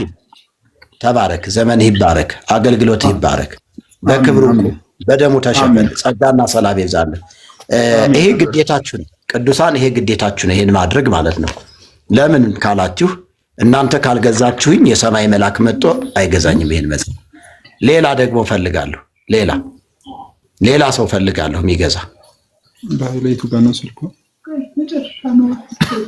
እሺ ኤደን በጣም በስጦታ ስታንበሸብሸን የቆየች እህት አለች። ፎን ናምበር ብላለች እህታችን። ዘመንሽ ይባረክ። ፎን ናምበር ባዮ ላይ አስቀምጫለሁ፣ ሁላችሁም ባዮ ላይ አስቀምጫለሁ። ባዮ ላይ ባለው ስልክ ደውሉልኝ። ይህን መጽሐፍ ግዙኝ። አንዳንድ መጽሐፍ ብትችሉ 5 መጽሐፍ ገዝታችሁ ሰሜን ኢትዮጵያ እንዲደርስ ብታደርጉ 5-10 መጽሐፍ ገዝታችሁ ለሰሜን ኢትዮጵያ ብታበረክቱ፣ መርጌቶች ቢያነቡት፣ ቄሶች ቢያነቡት በጣም የሚጠቀሙበት መጽሐፍ ነው። ይህም መጽሐፍ ጆን አይቶታል። አቀብየዋለሁ። አንድ ጊዜ እግዚአብሔር ይባርክህ። ተባረክ መሪጌታ። ከታች አንዳንድ ነገር የሚጽፉ ሰዎች እያየሁ እያሳቀኝ ነበረ። በነገራችን ላይ አንድ ነገር በጣም ልታቁ የሚገባው ስለ ተሐድሶ አገልግሎት እነዚህ መሪጌቶች፣ እነዚህ ቀሳውስት ከፈርዖን ጮማ ይልቅ በክርስቶስ መጣል ይሻለናል ብለው ደሞዝ ትተው መሪጌታ የአንድ መሪጌታ ደሞዝ 8,000 9-10,000 አይሆንም። ጥቅሙ ምናምኑ እኔ 31,000 ነበር የሚከፈለኝ 31,000። አያችሁ እንግዲህ እኔ ቤተ ክህነትን ደሞዝ አሁን አላውቅም። ትልቅ ደሞዝ ነው። ይሄንን የፈርዖን ጮማን አንፈልግም ያሉ ቆራጥ ጀግና ሰዎች ናቸው። እንደ ሌሎቹ ደሞዝ እየተቀበሉ እየበሉ እየጠጡ እኮ አስመስለው መኖር ይችሉ ነበር። መሪጌታ አንድ ቀን አንድ ጓደኛ የፈርኒቸር ቤት አለው። እዛ ሆነን እያለን አንድ ሰው መጡና ቄስ ናቸው፣ በጣም የለበሱ ትልቅ ካባ፣ መንገድ ነው ምናምን ጠየቁት። ጓደኛዬን በጌታ ነው። ከዛ ከነገራቸው በኋላ ስለ ክርስቶስ መሰከረላቸው። ከዛ ግራና ቀኝ ዞር አሉ፣ አዩና እኔ አሁን ቤተ ክህነት አገልጋይ ነኝ፣ በዚህ ዕድሜ እኔ ከወጣሁ ምን ይባላል? እውነቱን የምትለው ነገር በደንብ አውቀዋለሁ፣ ግን ቤት ኪራይ ከየት አምጥቼ እከፍላለሁ? ምን እበላለሁ? ግራና ቀኝ አይተው ድምፃቸውን ዝቅ አድርገው ወደ ጆሮ ጠጋ ብለው ይኸውላችሁ፣ ሆዳም የፈርዖን ጮማን የሚፈልግ ሰው ነው የቀረው በአብዛኛው እውነቱን የሚያውቅ መሪጌታ ያን ሁሉ ነገር ጥሎ ነው የመጣው። ዛሬ አገልግሎቱን ልንደግፍ ይገባል። መጽሐፍ ምን አደረገ? በማር የተለወሰ መርዝ የሚል መጽሐፍ ጻፈ። አንብቡት አለ። አገልግሎቱንም ደግፉ፣ እናንተም ተጠቀሙ፣ ለሌሎቹም ስጡ። እንደውም እኔ ከአንድ በላይ መጽሐፍ ሁሉ መግዛት ጥሩ ነው። 2፣ 3፣ 4 የምንችለውን ያህል ገዝተን በጣም እውነትም እንደ ስሙ በማር የተለወሰ መርዝ አለ እዛ። ማሩን ሰው ማር ነው የሚመስለው፣ ግን መርዝ አለ እዛ ውስጥ። እሱን የገለጠው ትልቅ መጽሐፍት ነው። አሁን እዚህ ከታች የሚገዳደሩ ሰዎች ያ መርዝ እንዳይገለጥ አጋንንት ሹክ እያላቸው ነው እንጂ በእውነት በጣም የሚገርም መልእክት ያለው መጽሐፍት ነውና ከሁሉ በላይ እነዚህን ሰዎች መደገፍ ያለብን ግዴታ ያለብን። እምቢ ብለው ነው ማናባረራቸው። 31,000ን ላጥ እያደረገ ይበላል እኮ ምን አገባው? ቢያምን እንኳን በክርስቶስ በውስጡ እየጸለየ የሚሉትን ነገር እያለ እኮ ይቆያል። አይምሮ ግን አልቻለም፣ አላስቻለውም። ህሊናው አልፈቀደም። ክርስቶስን መካድ ነው። ስለዚህ ይህንን አገልግሎት ለዚህ ነው መደገፍ ያለባችሁ። በግልጽ ነው የተናገርኩት አይደል? አላጭበረበርኩም። ታንኪዩ። እግዚአብሔር ይባርክህ። ተባረክ። እኛ እንግዲህ ዘይት አንሸጥም። ቸርች አለን። ቸርች የምናገለግልበት ተሐድሶ ማህበረ ጽዮን ሰማያዊት የክርስቶስ ቤተክርስቲያን ወንጌል ስርጭት ላይ ሞርደን እንሰራለን፣ እናገለግላለን። ቤተክርስቲያን አለን። ከሳምንት 3 ቀን ፕሮግራሞች አሉን እና ዘይት አንሸጥም። ሰዎች ግን አንድ መጽሐፍ በመግዛት ለአንድ ሰው አንድ መጽሐፍ ገዝተው በመስጠት ትውልድን የማዳን ስራ እንዲሰሩ እናበረታታለን። አሁን ይሄ መጽሐፍ በኦሮምኛ ተተርጉሟል፣ በትግረኛ ተተርጉሟል። የሚያሳትም ሰውም እየፈለግን ያለ ነው። ስለዚህ ወንጌልን እንስራን ያል ነው እንጂ እውነት ለመናገር ይሄን መጽሐፍ እኔ የቤት መኪናዬን ሽጬ ነው ያሳተምኩትኝ እና 351 መጽሐፍ እንሸጥልሃለን በሚል ሰበብ ወስደው ሰዎቹ በዚያው ጭልጥ አድርገው ነው የበሉብኝ። ጭልጥ አድርገው እግዚአብሔር ምስክሬ ነው። 351 መጽሐፍ ተበልቻለሁ። ስልክ የዘጉብኝ ሰዎች አሉ እና መጽሐፉን ዝም ብሎ እንዲህ አንዳንድ ሰዎች የክርስቶስ ልብ ያላቸው ሰዎች ሲገዙኝ በቃ ትንሽ ገንዘብ ትገባለህ፣ ያችም ላስቤዛ ሆና ነው የምትቀረውና እኔ ለወንጌል ነው ያሳተምኩት። መጽሐፉን ተጠቅሜበታለሁ። ትውልድ ድኗል። ይህም መጽሐፍ በማንበብ 403 ሰዎች ድነዋል። ጌታ ይባረክ። 400 ሰዎችን እግዚአብሔር ሰጥቶኛል። ከዚህ ውጭ በገንዘብ ደረጃ መጽሐፉ ጎድቶኛል። እኔን አልተጠቀምኩበትም። መኪናያን ያጣሁበት። ስለዚህ የክርስቶስ ልብ ያላችሁ ዳግም የተወለዳችሁ ሰዎች ግዙ መጽሐፉን። ባዮ ላይ ስልክ አለ፣ እየደወላችሁ መጽሐፉን ውሰዱ። መጽሐፉን በመውሰዳችሁ እናንተ ናችሁ ተጠቃሚ የምትሆኑት የበለጠ ማለት ነው። እና ጌታ ኢየሱስ ዘመናችሁን ይባርክ። እስካሁን ድረስ ታብታብ በማድረግ ኮፒ ሊንክ በማድረግ ስታገለግሉ የነበራችሁ ዳግም የተወለዳችሁ የእግዚአብሔር ቤተሰቦች ጸጋና ሰላም ይብዛላችሁ። አሁን ፕሮግራም ይኖረኛል። ምሳዬን በልቼ ቀጥታ ወደ ፕሮግራም ስለምገባ እወጣለሁ። እግዚአብሔር ይባርካችሁ። እንግዲህ በተመሳሳይ ጊዜም እንደዚሁ ጊዜ ሲኖረን ጌታን እናገለግላለን፣ እንወያያለን። ተባረኩ። ጸጋ ይብዛላችሁ። ተከናወኑ። የምትለው ነገር አለ ወዳጄ? አዎ። እሺ፣ አንተ እስከምትመለስ ድረስ እኔ መዝሙር ልክፈትላችሁ። አይ ልወጣ ነው ልወጣ ስለሆነ ሊወጣ ነው እኮ ኢያሱ አገልግሎት። እሺ በቃ እንደዛ ነው። ይቅርታ። እሺ ልወጣ ነው። ፕሮግራም ስንት ሰዓት? ማታ ትገባለህ? ማታም ፕሮግራም ስላለኝ ምናልባት እንግዲህ ከነገ በኋላ ነው። እሺ ሰኞ ነው የምገባው። ጌታ ይባርክ። እሺ አሜን። በርጌታ ተባረክ። በቃ ሰላሙን ተከናወን። በታችም ያላችሁ እግዚአብሔር ይባርካችሁ። ተከናወን። አሜን። ጆዬ አትጥፋ። በጣም ጠፍተሃል። ደግሞ አንተ ታስፈልገናለህና አትጥፋ እባክህ። ጸጋ ይብዛል። በስራ ቀን ያው ማታ ስለሚመቼ ነው። ማታ ደግሞ አንተ የለህም። ይሁን በቃ ተባረክ። እሺ እኔ ወዳጅ ቡሩካናችሁ ወዳችኋለሁ። ጸጋና ሰላም ይብዛላችሁ። ሻሎም